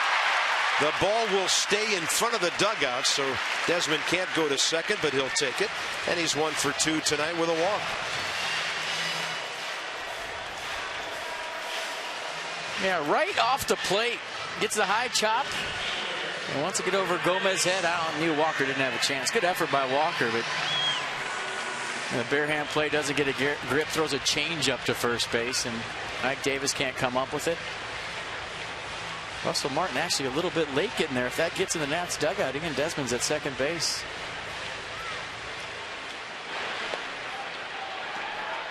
Leadoff man on. 3rd time in 5 innings the Nationals have done that. And here's Bryce Harper, 1 for 2 with a 2-run single. Facing Gomez for the first time.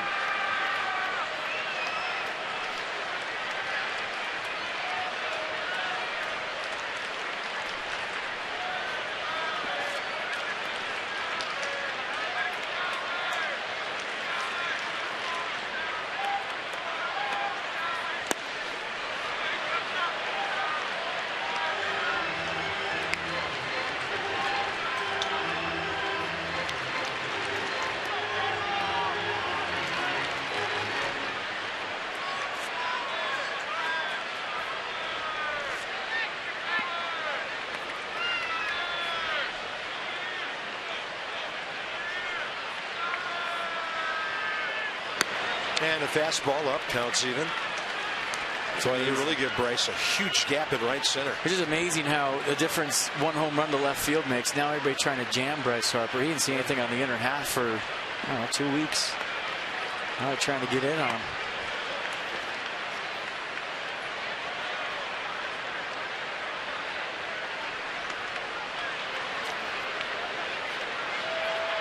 Desmond 14 out of 17 this year. And Jerry Blevins now warming up for the Nationals with Tanner Roark at 94 pitches in 5 innings. Going to be a lot of bullpen guys throwing pitches in this one tonight.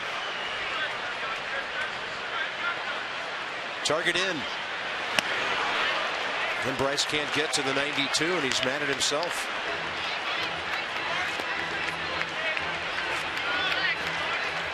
Well, he's mad at himself because he kind of fell out of there in the middle of his swing.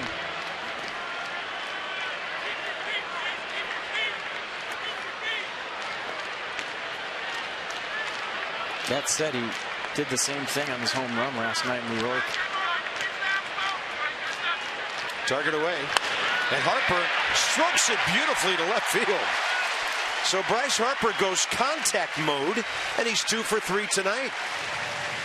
And he set up the Nats for a nice inning here with Ramos and Taylor the next two, nobody out.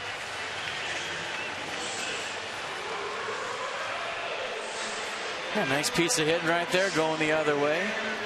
Remember his rookie year with 2 strikes, Bryce would go no stride and just slap the ball to left field. Not the case right there. He did a nice job of just staying through the baseball. But you remember that emergency hack he developed his rookie year? Very similar right there, but he'll take it. Well, that's one of those in-between at-bats Matt Williams was talking about. You're not going to get something to drive every time. And what you do in between the power swings makes a big difference. I mean, they're playing in like Ramos was going to bunt. This will be a 5-3 double play with a good throw. And fortunately for the Pirates, Alvarez's bad throw was right into the runner, and Davis was able to tag Ramos. It's a guy with serious throwing issues, and that time the offline throw helped him. Well, Matt Williams on the top step. He wants to know if Wilson Ramos's foot hit the bag before the tag, or if the tag got him. Wilson slows down right there to avoid Ike Davis. And look at him just kind of stop right there. He didn't want to have a collision, and that allowed Ike Davis to tag him out. There's nothing to really review right there. So a runner at second, 2 outs. Ramos is hit into a second double play of the night.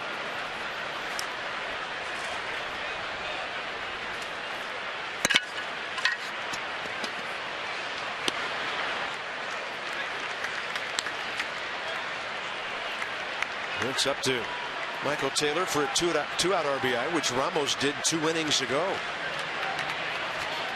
Nationals have 10 hits. They've had 4 walks. And Gomez will get the call. Low in the zone right there.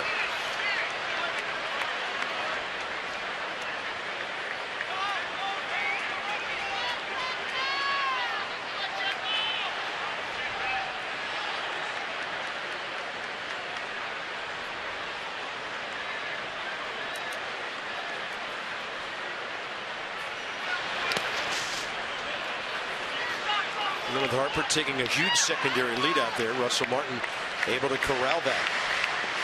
Now watching Polanco in right field, he just scooted in about 3 steps. He's got a good arm. Anything to right. On the ground or on a line, Bryce going to have to hustle, but you know, you also have a guy in the batter's box that has a lot of pop that way, and he just moved in. You know, 2-strike kind of adjustment by the Pirates right fielder. See how it works out. Michael Taylor choked up on that bat like he does all the time. And Gomez threw one away again, and Russell Martin just keeps it close. He need an ice bath after this one.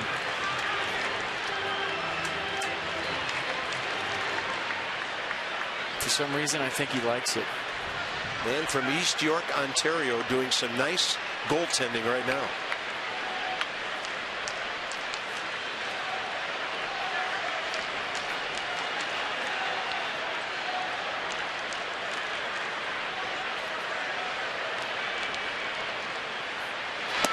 Taylor takes strike 3. Fastball got him looking in the outside corner.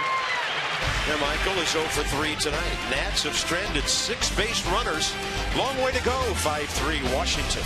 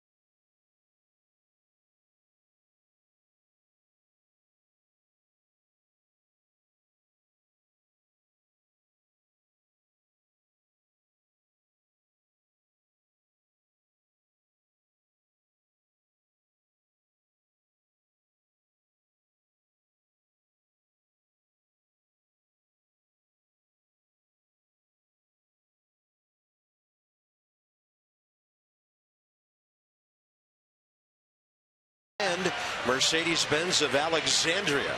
Adam LaRoche coming up big for the Nats early with a pair of RBI singles. Denard Span has done it again. A single, a double, his 45th multi-hit game, first in the National League, third in the big leagues. And Tanner Roark hit hard FP in the fourth inning, but he's gotten big outs at times with men on base. Yeah, it's been with a changeup tonight for Tanner Roark. And we get a little help from his defense behind him, Ian Desmond, and Adam LaRoche making a great pick right there. Sixth inning underway against Neil Walker, who got their rally started 2 innings ago with 1 out, a double into the right field corner. And the reason why that was a big pick by LaRoche, other than the obvious, is that Pedro Alvarez was coming around third. He didn't stop at all. He would have scored on a bobble right there by LaRoche. Well, Tanner Roark trying to go at least 6 innings for the 19th time in his 24 starts. And because of the pitch count, 6 might be the limit. But he's battling on a night when not everything is going great for him, and he's facing a good hitting ball club. That's one of his best off-speed pitches tonight. He came into this inning with 94 pitches, 66 of those fastballs, all two-seamers, 13 sliders, 12 changeups, and 3 curves.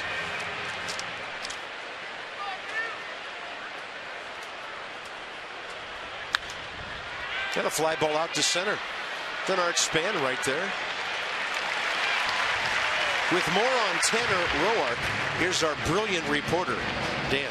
So kind of you, Bob. Earlier on today, I asked Matt Williams about Tanner Roark now that he's a little over a year into his big league career. And there's a little bit of a book on him, or you would think there's a book on him out there, and hitters know what they're seeing, how he's still able to have so much success. And Williams said that he doesn't really think there is much of a book on Roark. He said that he can throw whatever he wants to in any count, pretty much. And that if he can throw a slider 2-0 for a strike or a first pitch curve for a strike, makes him tough to face. He also said that he thinks Roark's fastball plays a little heavier and a little quicker than it shows on the radar, and it kind of jumps on hitters. So that, combined with the fact that Roark's able to go to any pitch at pretty much any time, he thinks has allowed the right-hander to have so much success. Well, here's a batter who hit one a mile against him last time. He has thrown him 2 fastballs here. First one in there, and it's 1-1 to Starling Marte. Remember that bases loaded, nobody out jam that he got out of in Atlanta, just giving up the 1 run. 11 of his 13 pitches after the bases were loaded with nobody out were fastballs. So when push comes to shove, we can talk about his off-speed pitches all we want. When he really needs to get out of a jam, he just locates that two-seamer, keeps it down the zone. Remember the broken bat sack fly from Jason Hayward, and he wiggled out of that with just 1 run. Here's a 1-2 pitch with 1 out. Got him on the corner. Marte leaned out, gave up on it.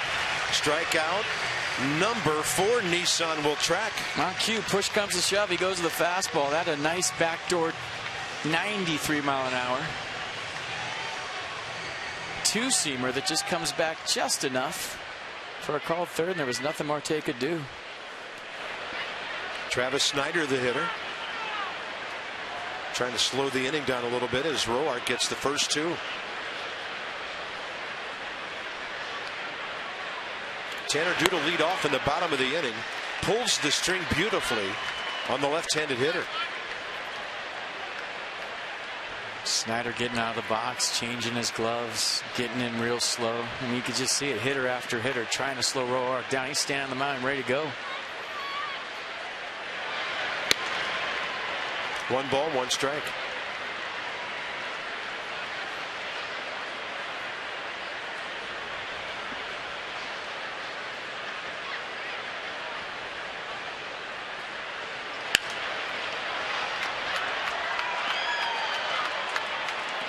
Pirates box only 1 hit outside of their 3-hit, 3-run 4th. When Walker doubled, Marte homered, Snyder walked, Alvarez drove him in with a 2-out double.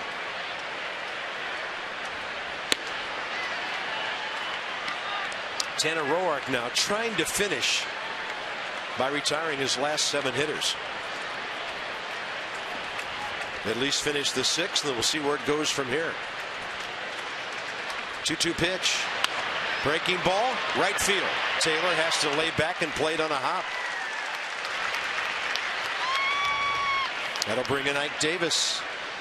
Decision time for Matt Williams right here. Ike Davis put a charge into one in right center field last time. He's got his lefty ready in the bullpen. And Davis representing the tying run. Does he let Roark face Davis, or does he go get Roark? And here he comes. Ike Davis has never faced Jerry Blevins. Well, it's a rarity when this man fails to go 6 or 7. This would be the first time he hasn't done that since June 22nd against Atlanta. So he'll go 5 2/3.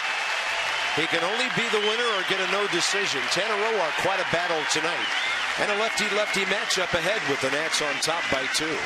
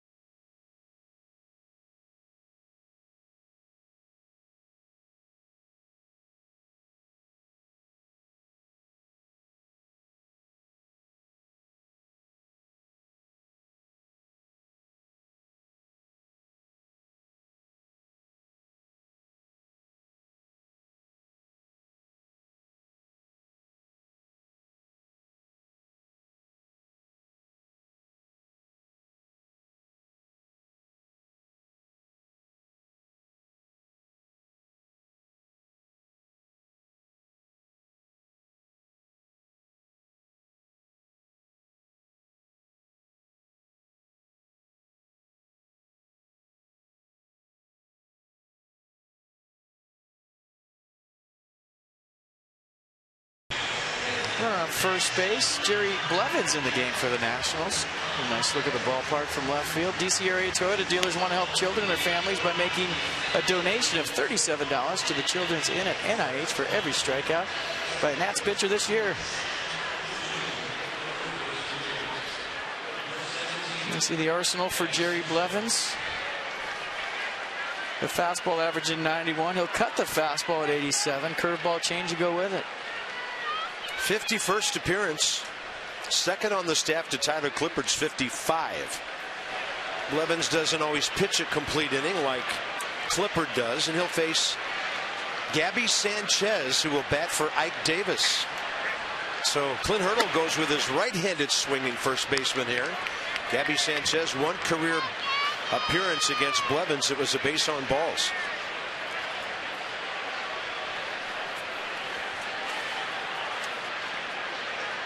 I told you about the splits for Ike Davis. He's just 3 for 29 against lefties this year, 103 average. Sanchez to short. Desmond to Cabrera, inning over, and a good job done by Jerry Blevins. Pitcher spot leads off in a moment. 5-3 Nats.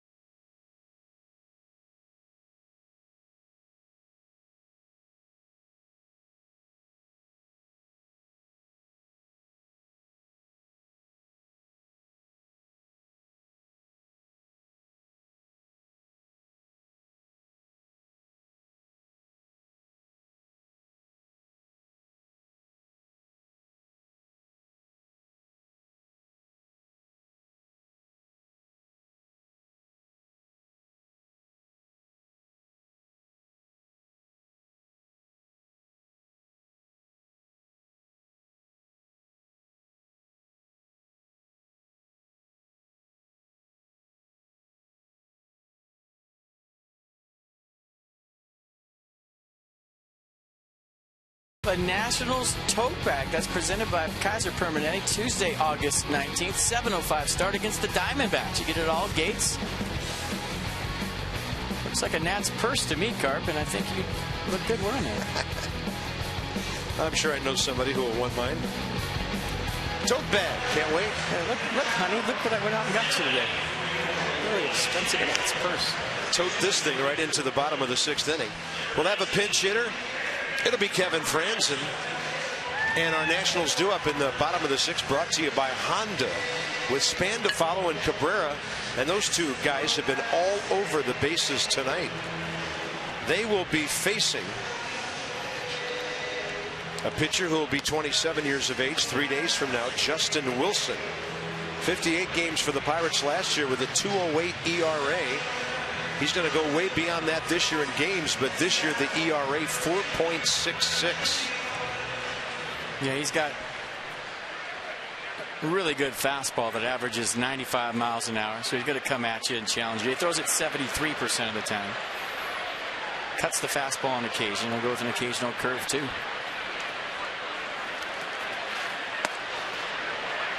Gabby Sanchez stays in place. First base. Former Marlin, University of Miami product.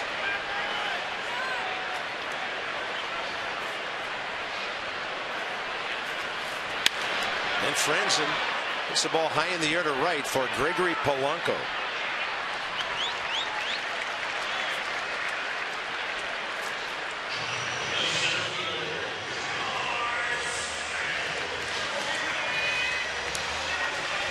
Top of the order. And Denard Span.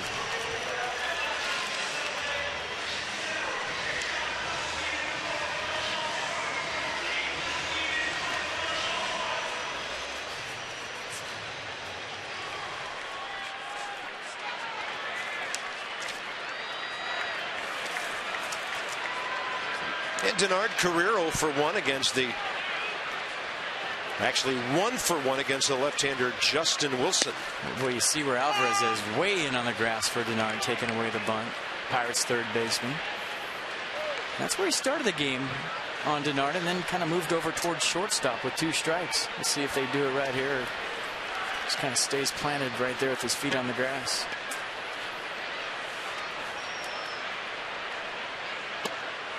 That's right on the corner. Perfect pitch.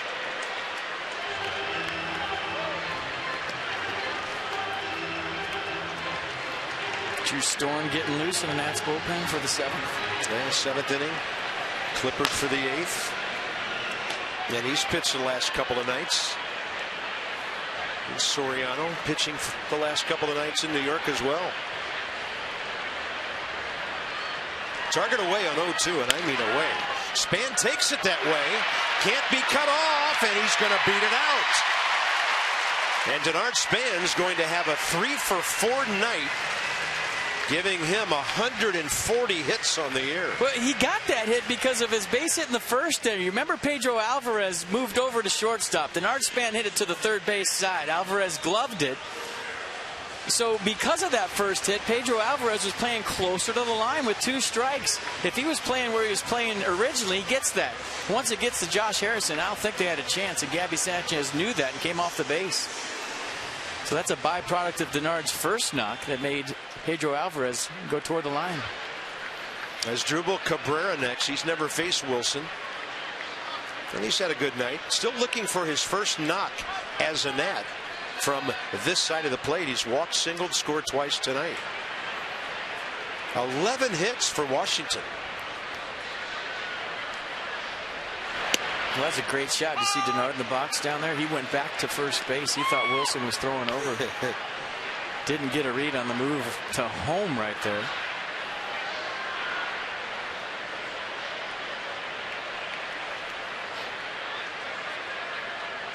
He's there with 1 out. I know he's itching to advance, but you don't want to make base running mistakes when you're ahead or behind.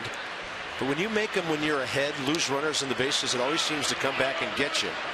So 1 ball, 1 strike on a fastball. Another block by Russell Martin. It's a full box score tonight. Michael Taylor is 0 for 3. Everybody else position players who started with a base hit.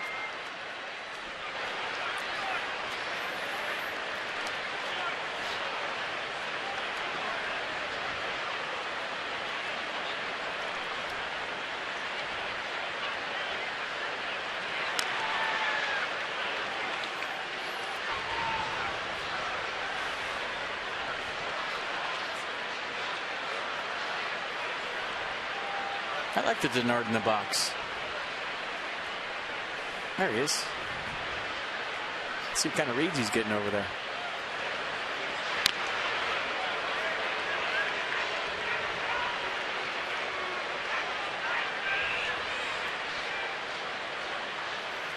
Last time a right-hander hit a home run against Justin Wilson was Jason Worth here July 24th of last year.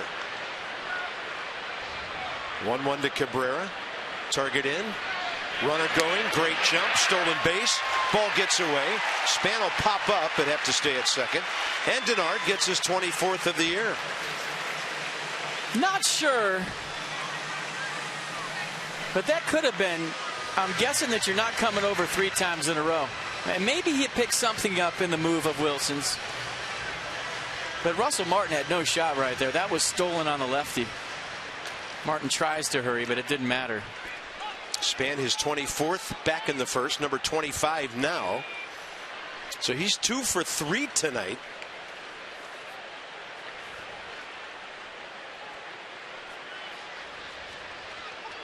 And the count to Asdrubal Cabrera, 2-1.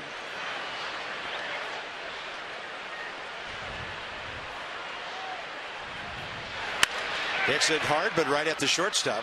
Josh Harrison pops up and throws him out. It'll be up to Anthony Rendon with 2 down. For the Achiever in you, PNC Bank with our minor league report. Lucas Giolito, keeping track of that young man. Look at this, in his last 5, he's at A ball now. And Potomac may not be too far into his future. 9-2 in 19 starts. Washington, D.C. might not be too far in his future. That's a good call. You know, I'd love to see the percentages, Carp, on left-handed pitchers that throw over 3 times in a row. I feel like it's so worth the gamble to bet that they're not coming over the 3rd time. I guarantee you it's less than 10%. I mean, you see it on occasion. And if they come 3, they're definitely not coming over 4 times in a row. Strike call. It's a good gamble, and there's stats for everything out there. I know there has to be something for that. But you can paint yourself into a corner as a manager by calling too many throwovers if you have a left-handed pitcher out there. Rendon, a perfect night. A single, 2 walks, 2 runs. He needs a little icing on the cake with an RBI here. Took a big-time rip. He was airing it out on 0-1.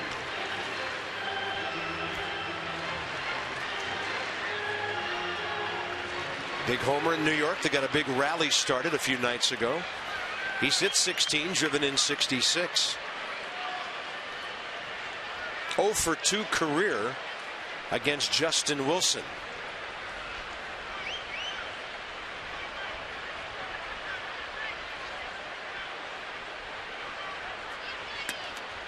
And Martin moved in late and had to go out to get that thing. That was quite a miss by his left-hander. A good take by Rendon right there. Borderline pitch. Could have went either way. Pretty athletic play right here by the Pirates catcher. Might have tried to deke Denard Span there at the end and a run to 3rd base. He might need a night game off after a night game tomorrow. Target in. Rendon leans away from a fastball that whistled by at 96.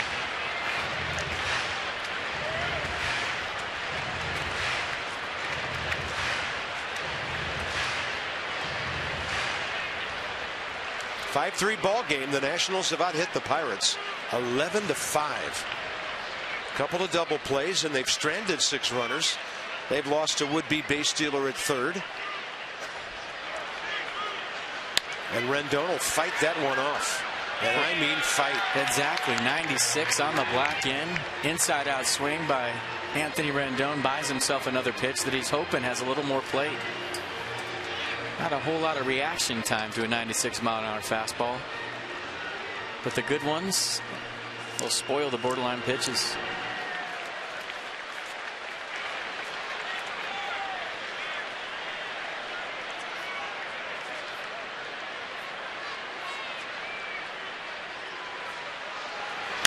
And Rendon gets jammed and pops it up. Short right field, Polanco and Walker. And the rookie will make the catch. The Nats have now stranded 7. Well, maybe the little guy seeing his first game at Nationals Park tonight.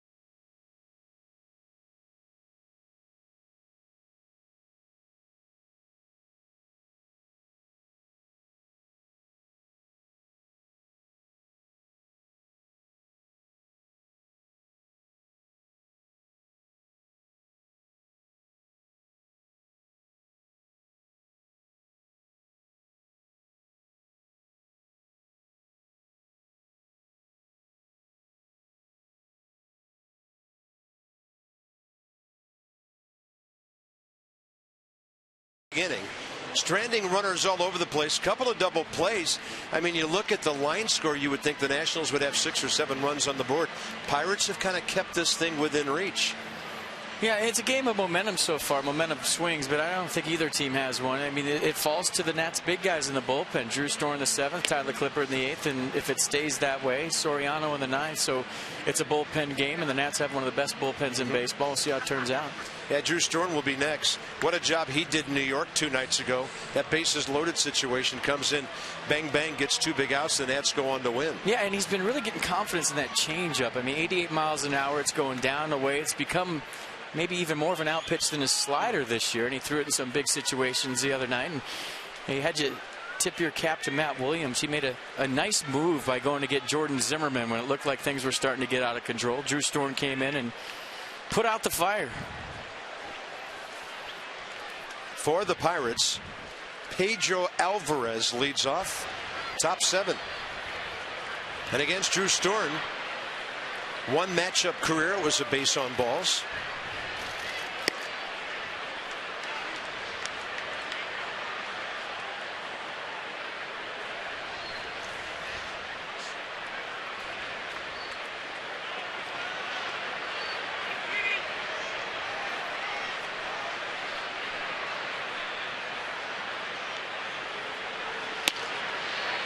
That one's in there, and the count's even. You know, the Pirates have been playing good baseball in the absence of Andrew McCutchen, but and they're going to fight you and make you work. And this game far from over, but you know, how nice is it that you don't really have to worry about when he's coming up? 2-run ball game, a guy that's been a game changer against anybody, but especially against the Nats. That's for sure. And right now is when you're usually thinking, okay, he's 1, 2, 3, 4 hitters away, 5 hitters. I mean, you start thinking about a guy like that. A, because he's so good, and B, because he's done so much damage against your ball club throughout the years. Alvarez 1 for 2 with an RBI double last time.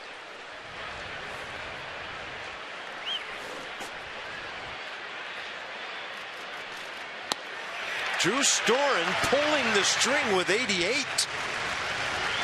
He is doing some kind of dealing right now. He still has a slider, but I mean, in all reality, he's become a fastball changeup guy. When he needs a strikeout, it's this pitch. He used it the other night in New York. He's been using it all season long. And just look at the run on it. The confidence looks just like his fastball. Great arm speed. Next up will be the pinch hitter Jordy Mercer, who's 2 for 5 this year as a pinch batter. 27-year-old infielder out of Oklahoma State, who was drafted by the Pirates back in 08. Some forearm tightness. That's why he missed the game tonight. They're expecting him back in there tomorrow, or sometime this weekend.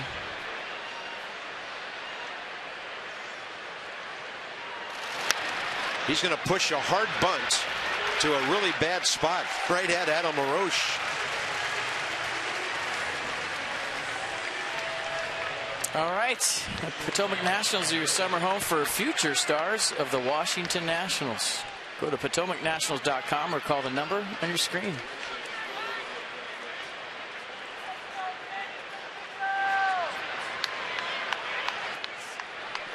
Top of the order.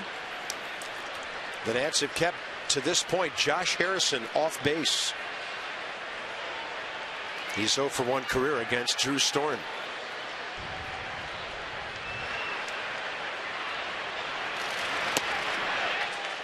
That's 93 and looked like some late sink. Nasty sink.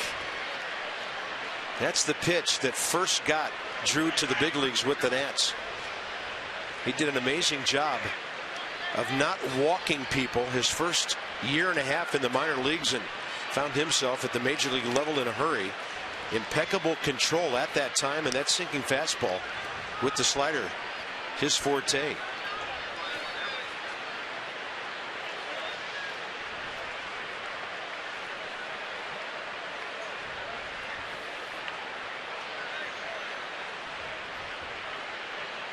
Harrison lined out hard to right last time. Breaking his bat, and Ian Desmond is right there. Drew Storen breaking a bat, a strikeout, a bunt out, continues his dominating setup work in the 7th inning. Well done by Drew. Time for the Hyundai 7th inning stretch. The Nats on top. Big crowd at the ballpark. LaRoche, Desmond, Harper coming up. More runs needed.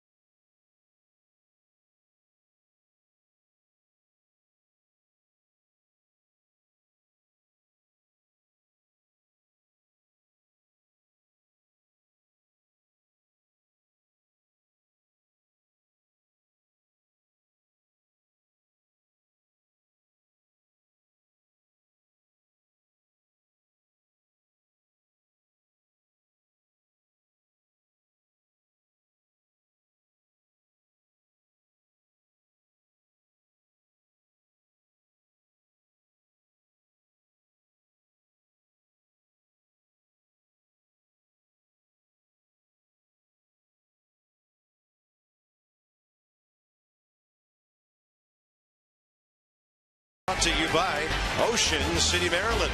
Put your vacation days to good use in Ocean City, Maryland. Book now at OCOcean.com. And by Charles Schwab. Own your tomorrow.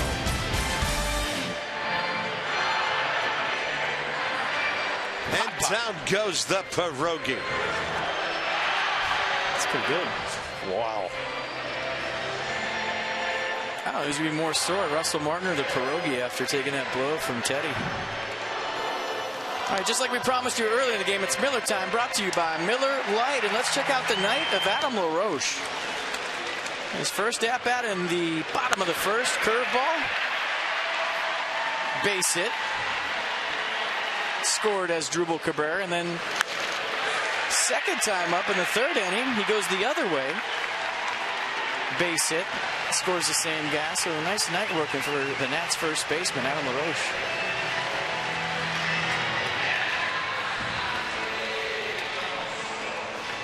Tony Watson is their other left-handed pitcher. They have two southpaws out of that bullpen. It's kind of shaky at times. And for Watson, it'll be his 58th appearance, sporting a 1.43 ERA, 60 strikeouts in 57 innings. So the Pirates have a good bullpen as they try to get this thing, as a rule, to Mark Melancon, their closer. They're in a come-from-behind situation tonight.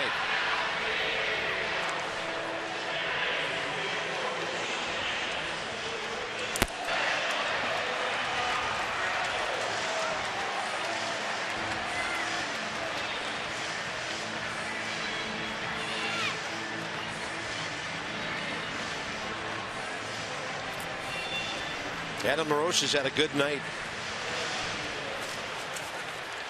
Bunch of guys at the top of the order have. Yeah, Watson's fastball average is 94, so another lefty throwing some gas out of the Pirates bullpen. And LaRoche against this pitcher, why not go a packing? He's 2 for 2 career with a double.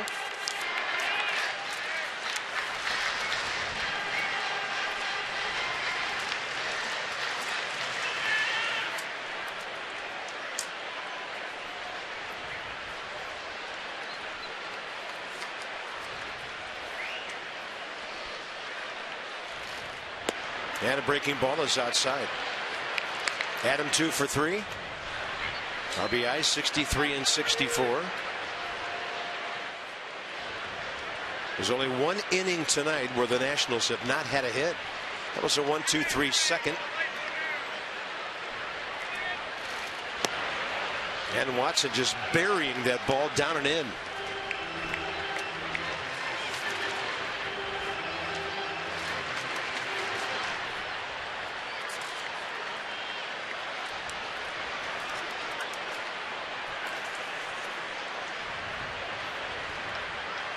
.29-year-old lefty dealing, and the breaking ball, good take by LaRoche.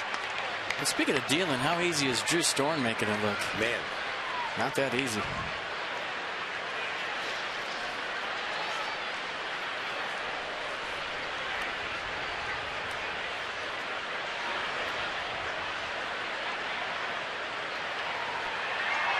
And LaRoche hits it sharply to his right. Gabby Sanchez.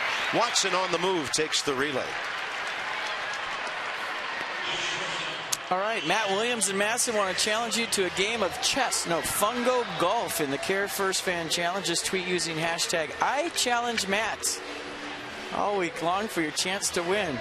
Care First Blue Cross Blue Shield encourages each of us to take a step towards a more active lifestyle. I challenge Matt.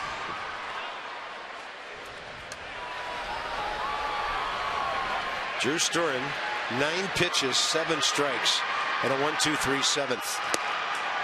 Ian Desmond, big swing, anticipating fastball. He got a changeup. Against Tony Watson, career 0 for 2 with a walk. He's had a base on balls and a single tonight. We kind of mentioned that the Pirates have 3 center fielders in McCutchen, Polanco, and Marte. The Nats have 3 closers. Yeah, Drew Storm, Tyler Clippard, and Rafael Soriano. That's a guy that used to be a closer, and not just a closer, a real good closer. Tyler Clippard got the job done as a closer. So if everybody does their job like they've done for most of the season, you're playing a 6-inning game against the Nationals. If you're behind after 6, it's going to be a tough one. Yeah.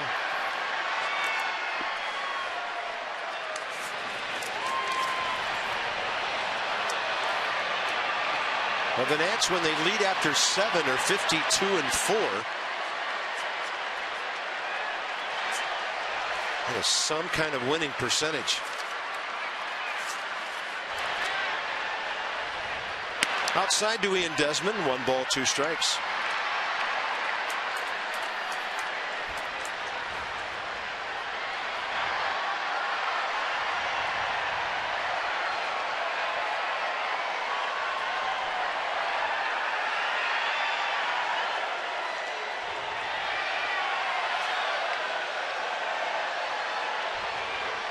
Target away. And Desmond, late swing. Really good pitch by Tony Watson, 2 down. All right, time for your AT&T fan photo, and this is a good one tonight. This is some friends of the show. That's Big Dave's sister on the left and niece Kendall on the right. She's got the eye black on. She's a gamer. And that's one of my favorite ones of the year. Special people right there. Bryce Harper is 2 for 3 with a 2-run single.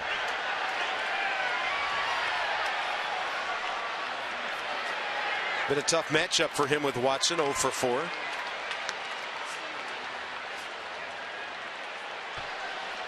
Well, the Braves are trying to put it out of reach in Atlanta. They've scored 2 runs of their own now, and they lead the A's 7-2, 7th inning.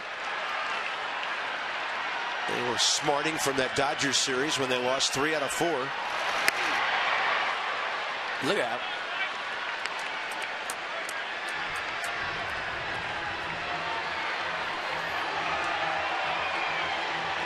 I'd see they're making Bryce aware of the fastball in early and then going away late.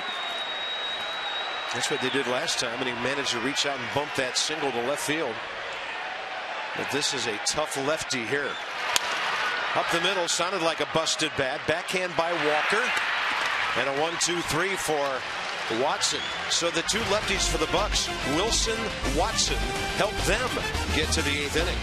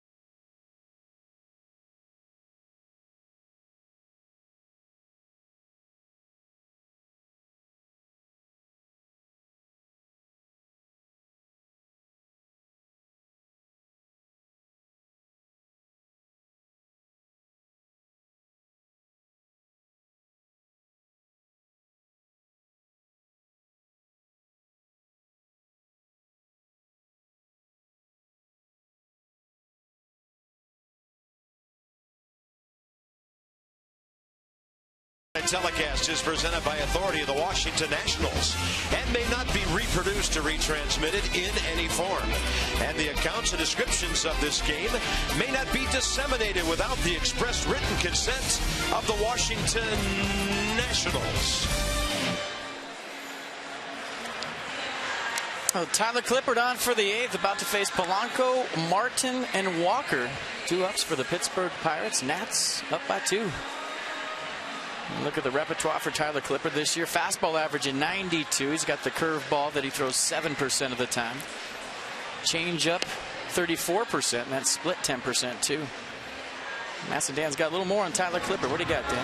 FP Clippard's been good all year, but he's really hit a groove lately. He's unscored upon in his last 12 appearances with 14 strikeouts and just 1 walk in that span. And he said after last night's ball game that he realized recently that he was rushing his delivery a little bit when he was playing catch, and he started staying back a bit more, and that's really helped his changeup. He says his changeup feels as good now as it's felt in a long time, and he's been dominant this last stretch. He's really pitching well for this ball club late in games. He will see a young hitter who's never faced him before, and that's Gregory Polanco to lead off here in the 8th. Well, you know, something Massendan said right there, playing catch, that's what pitchers do to stay fresh. It's, the pitchers can't sit there and take 100 swings and 200 swings in the cages like hitters. They have so many bullets. They throw their side work, but when they play catch, that's like their batting practice. So if you're not real focused and maybe doing something wrong there, you can get some bad habits. That was good stuff. Polanco a walk, stolen base in the first, ground ball, a liner to left, and Tyler Clippard drops in that off-speed pitch with a little break on it. 0-2. Since he was named to the All-Star team, he's pitched like the ultimate All-Star reliever. I think that was a curveball, and he usually goes with the split. He really doesn't waste time when he gets the 2 strikes.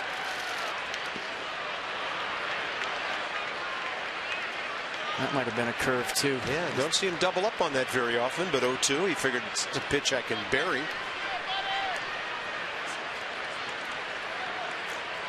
(5-3) Nationals, top of the 8th.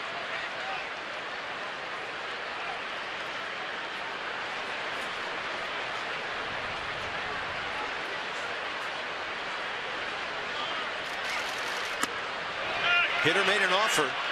Mike Malinsky says no swing, down to 3rd. That's a good angle right there. Did he go? Close. I'll tell you what, he thought it was another big curveball. He saw it up, started his swing, realized it was a fastball, knew it wasn't coming down, held up.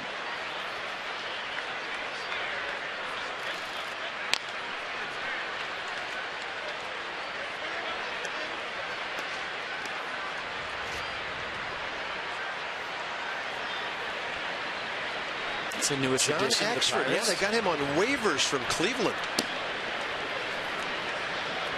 He had 10 saves for the Tribe. And the Nats, of course, has seen him in the past with Milwaukee. 2-2. Look at that. The action on 80 for the strikeout. Yeah, that was the straight change right there from Tyler.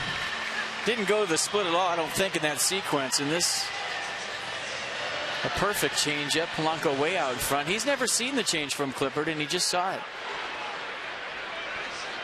Right off the end of the fingers. Look at that. That's a great shot right there. Circle changeup. One of the best in the business. Wow. Here's Russell Martin. Martin against Clippard, career 0 for 4.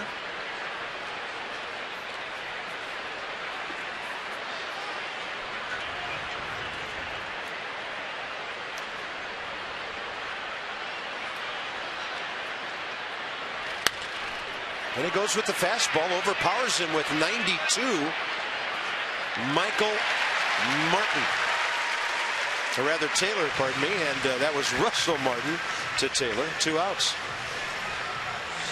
All right, fans, you can follow every Nationals game with MLB.com app out on your favorite mobile phone or tablet. Get live look-ins, instant replay, scores, stats, audio, free MLB.tv game of the day, and more. Download on the App Store or visit Nationals.com today. Here's Neil Walker.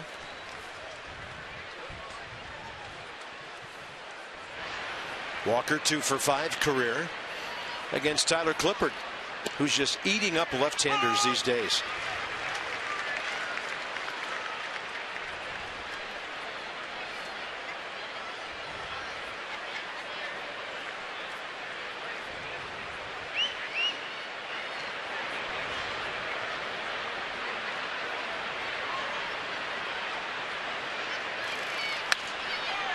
Right there is Cabrera. Storin 1-2-3, Clippard 1-2-3. Blevins a key out before that. The bullpen on full display again tonight.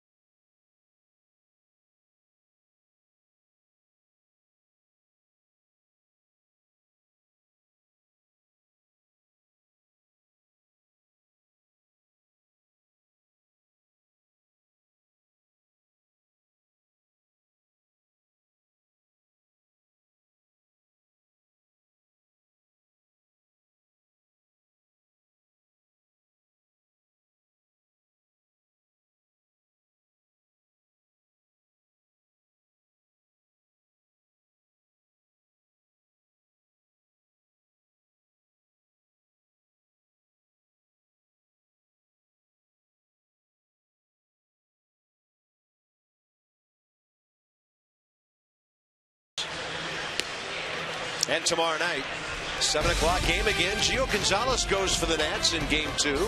And the left-hander, that will be Jeff Locke for the Pirates. Locke is 4-3 with a 3.98 ERA and 13 starts on the year. Gio trying to get things turned around, had a rough outing in Atlanta last weekend. And that'll be game 2 of this 3-game series. Nats extra, 6:30. And then, of course, 30 minutes after the game as well. There's John Exford. 10 for 13 in save opportunities this year. Opponents hitting .214 against the right-hander, whose fastball average is 95, slider 87, 88.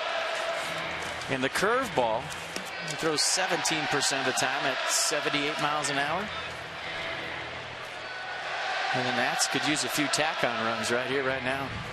Nats fans calling on Wilson Ramos to get something going here in the bottom of the 8th. Michael Taylor to follow. And a pinch hitter after that to set things up for the 9th. Wilson tonight, a couple of double play balls, but a very important RBI single between them. And right now, that swing is the insurance run the Nats enjoy 5 innings later.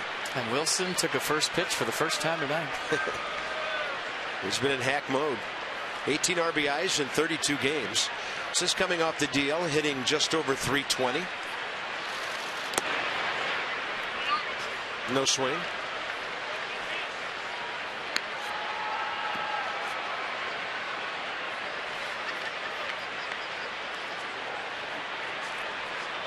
Oakland Athletics running out of time. Top of the 8th at Atlanta. They're down 7-2.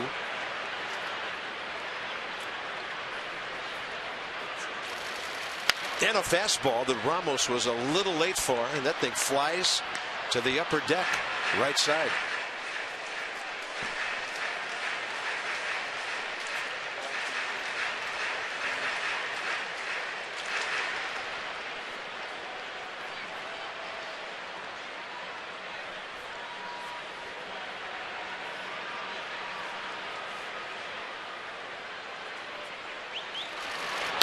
And Ramos hits it hard to right. That's how strong he is. That ball takes off, and Polanco just able to grab it. That is one strong man with that bat. That's some athletic ability, too, right there by Gregory Polanco. That ball burned him. He didn't know it was hit that hard. Watch the makeup. You see him kind of hesitate right there. And at the last minute, with the long limbs, reaches up and robs Wilson Ramos of a double. Man, that thing got in another gear about halfway out there. That's some reach right there. So here's Taylor, who's 0 for 3 tonight. And the quick book on Michael Taylor is the league's throwing him away. And until he goes out there and really leans out and smokes something to right field, they're going to stay out there. Yeah, he's taken a lot of pitches for strikes away since his stunning debut the other night. 2 called third strikes this evening. You get called up, they find a little weakness, they're going to exploit it till you show them different. That's the pitch. I mean, we've seen he's strong enough to take it the other way. Craig Stammen and Rafael Soriano.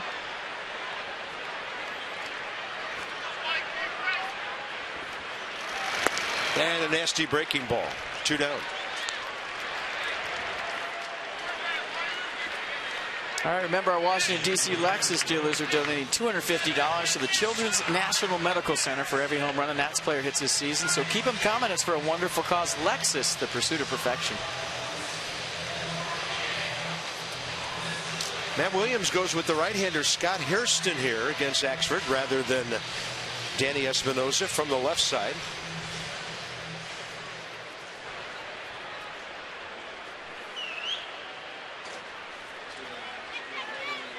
Hairston is a pinch hitter, 4 for 28 with a homer, 4 batted in.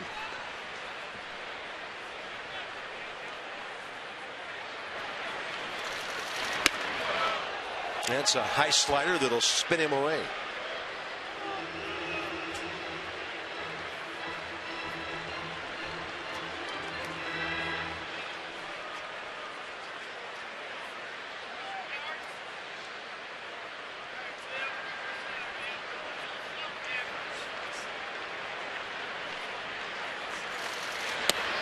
You know, usually when a couple of guys are warming up in a situation like this, it's one if it's a save and the other guy if it's beyond 3 runs. But maybe this is Soriano for the 9th and Stammen if there's trouble somewhere along the way. We'll see.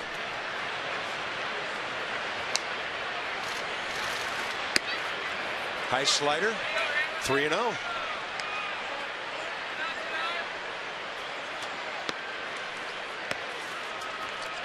I'll tell you one thing about Soriano, though. He skated through a 1-2-3 9th inning last night.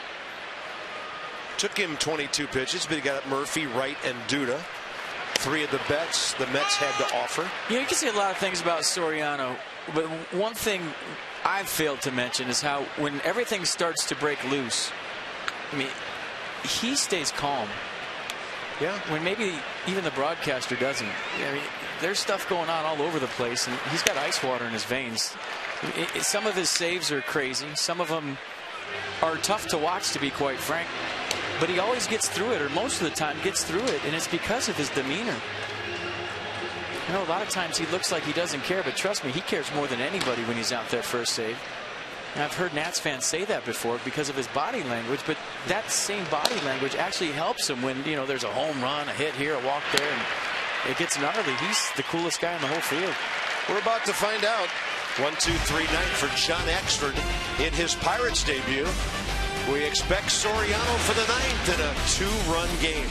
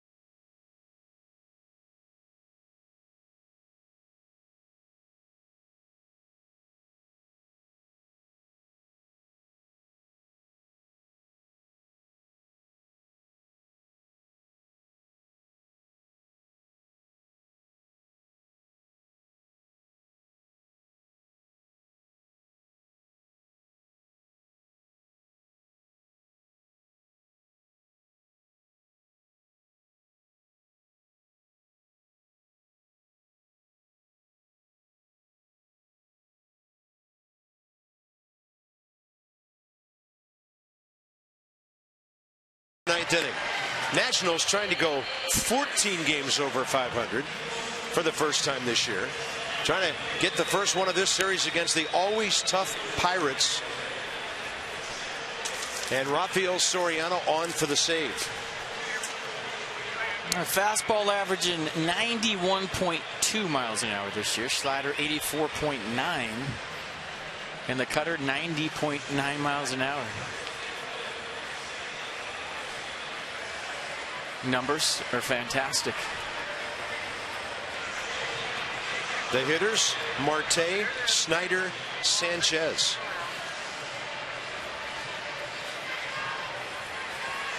Soriano has faced Marte once, walked him. He's 1 for 3 with the big blow of the night for the Pirates. The 2-run homer that got them off the Schneid back in the 4th. Should be taking a strike right here until you represent the time run. See if they go to hacking or taking all the way. That's high in the zone. You made the remark last night. His cutter was really moving as opposed to the evening before. Slider was too. They were both exceptional. There it is. And that ball reaching is Marte out of play. By the way, great crowd tonight.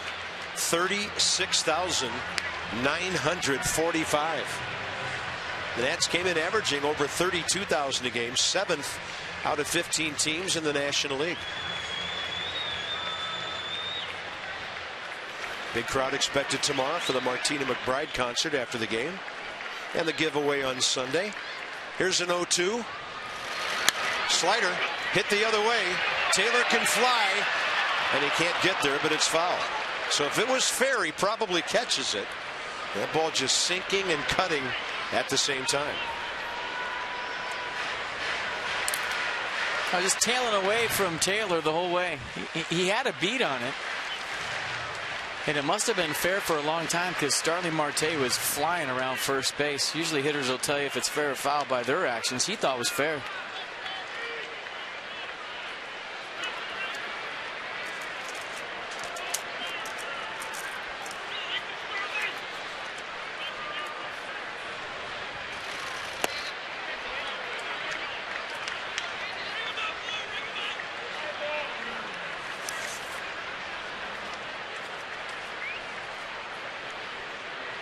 Looks like Wilson Ramos broke his glove, or maybe more accurately, Rafael Soriano broke Wilson Ramos's glove. Get the backup.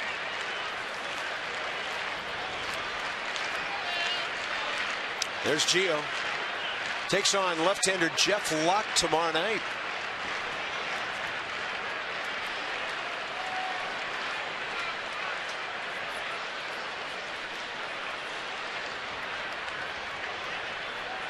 Target in. That ball out over the plate a little bit. And Marte had to drop the bat head down to it.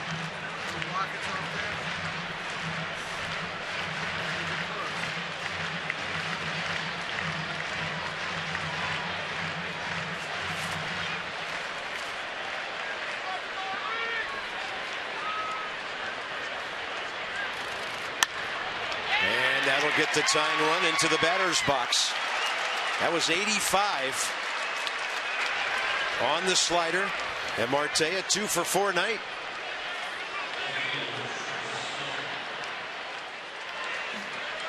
Probably wanted to bounce this slider, just left it up enough for Marte to get the bat on it.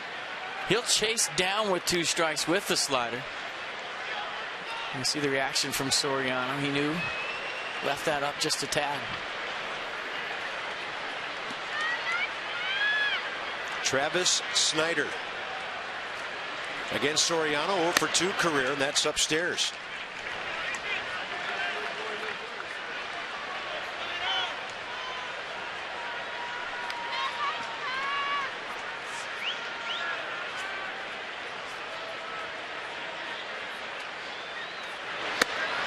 Upstairs again.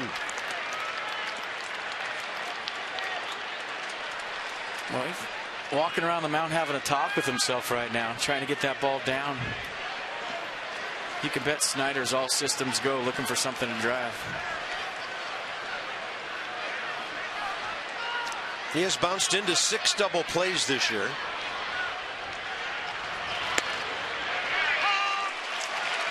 Or you can bet that he's taken all the way. I can't believe he took that pitch. That was right down the middle, belt high, and a 2-0 count. You're representing the tying run. He thought it was up.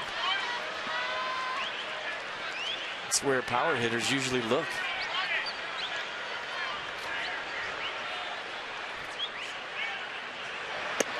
Then he takes one that gets the outside edge, and Soriano back even 2-2.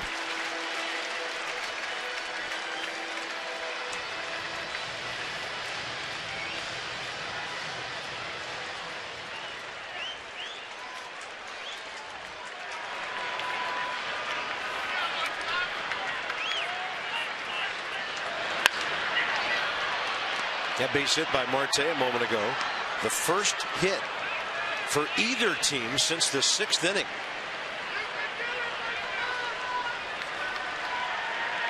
Two pretty good bullpens going at it. They are. A couple of lefties throwing mid to upper 90s, and then Storm and Clipper getting the job done. 2-2 pitch. Swing and a foul tip. And those either stay in the mitt or they don't. Nothing a catcher can do.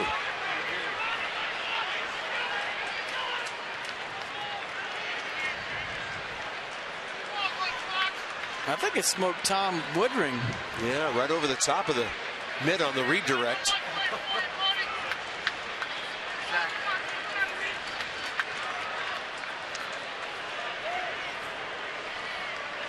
Marte has stolen 23 bases.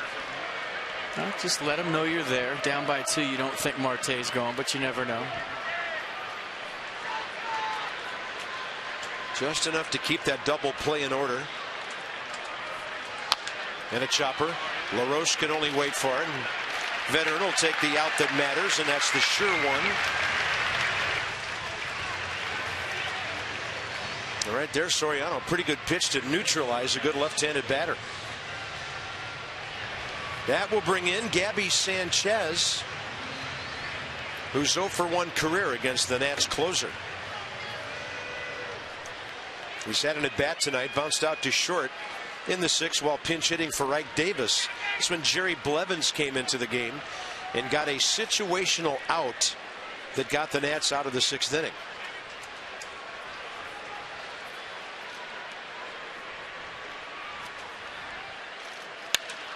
In the air to right.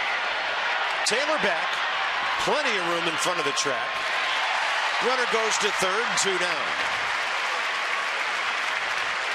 It'll come down to Soriano and Pedro Alvarez. In the matchup, Alvarez 0 for 2 with a foul pop and a fair pop-up. Crowd into it.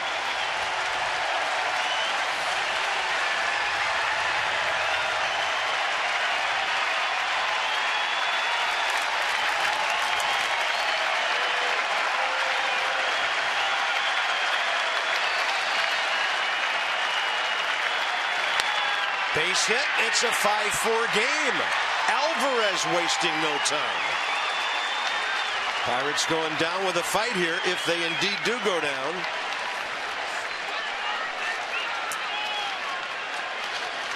And the pinch hitter will be catcher Chris Stewart. You got to pinch run Martinez right here, don't you? There he is. Yeah, Michael Martinez, former Philly.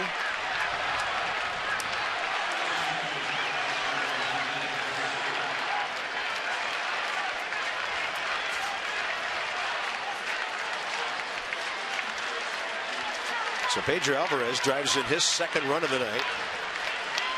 Stewart against Soriano, 0 for 1 career. Well, stat sheet says Martinez has no stolen bases.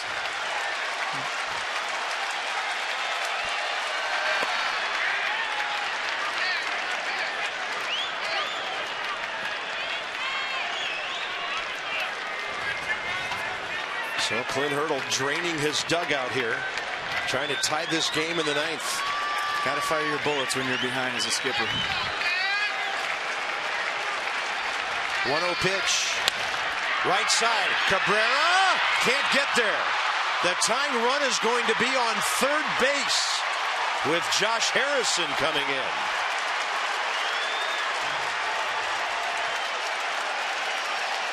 Well, Pirates this is what I talked about. 3 hits in the 9th. You know, this is where a lot of guys will melt down, and Matt Williams clapping, hoping that his closer doesn't. Not a bad pitch, cutter down the way. Stewart just goes with it. Martinez gambles right here, I think, by going to third base, but Michael Taylor does a nice job just flipping into second base, and here we go. Josh Harrison facing Rafael Soriano for the very first time. He's 0 for 4 tonight. And the cutter outside.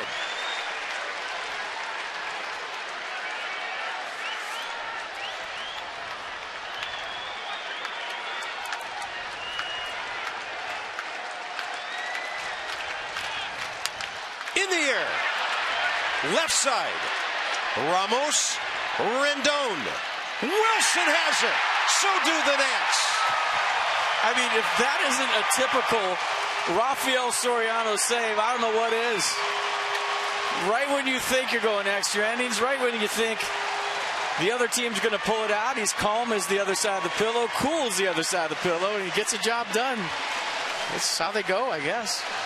Pirates strand 2, they left 6. How close to the screen was this? Not an easy play for Ramos. And the Nats go to 14 games over 500. How about that? Quite a ball game.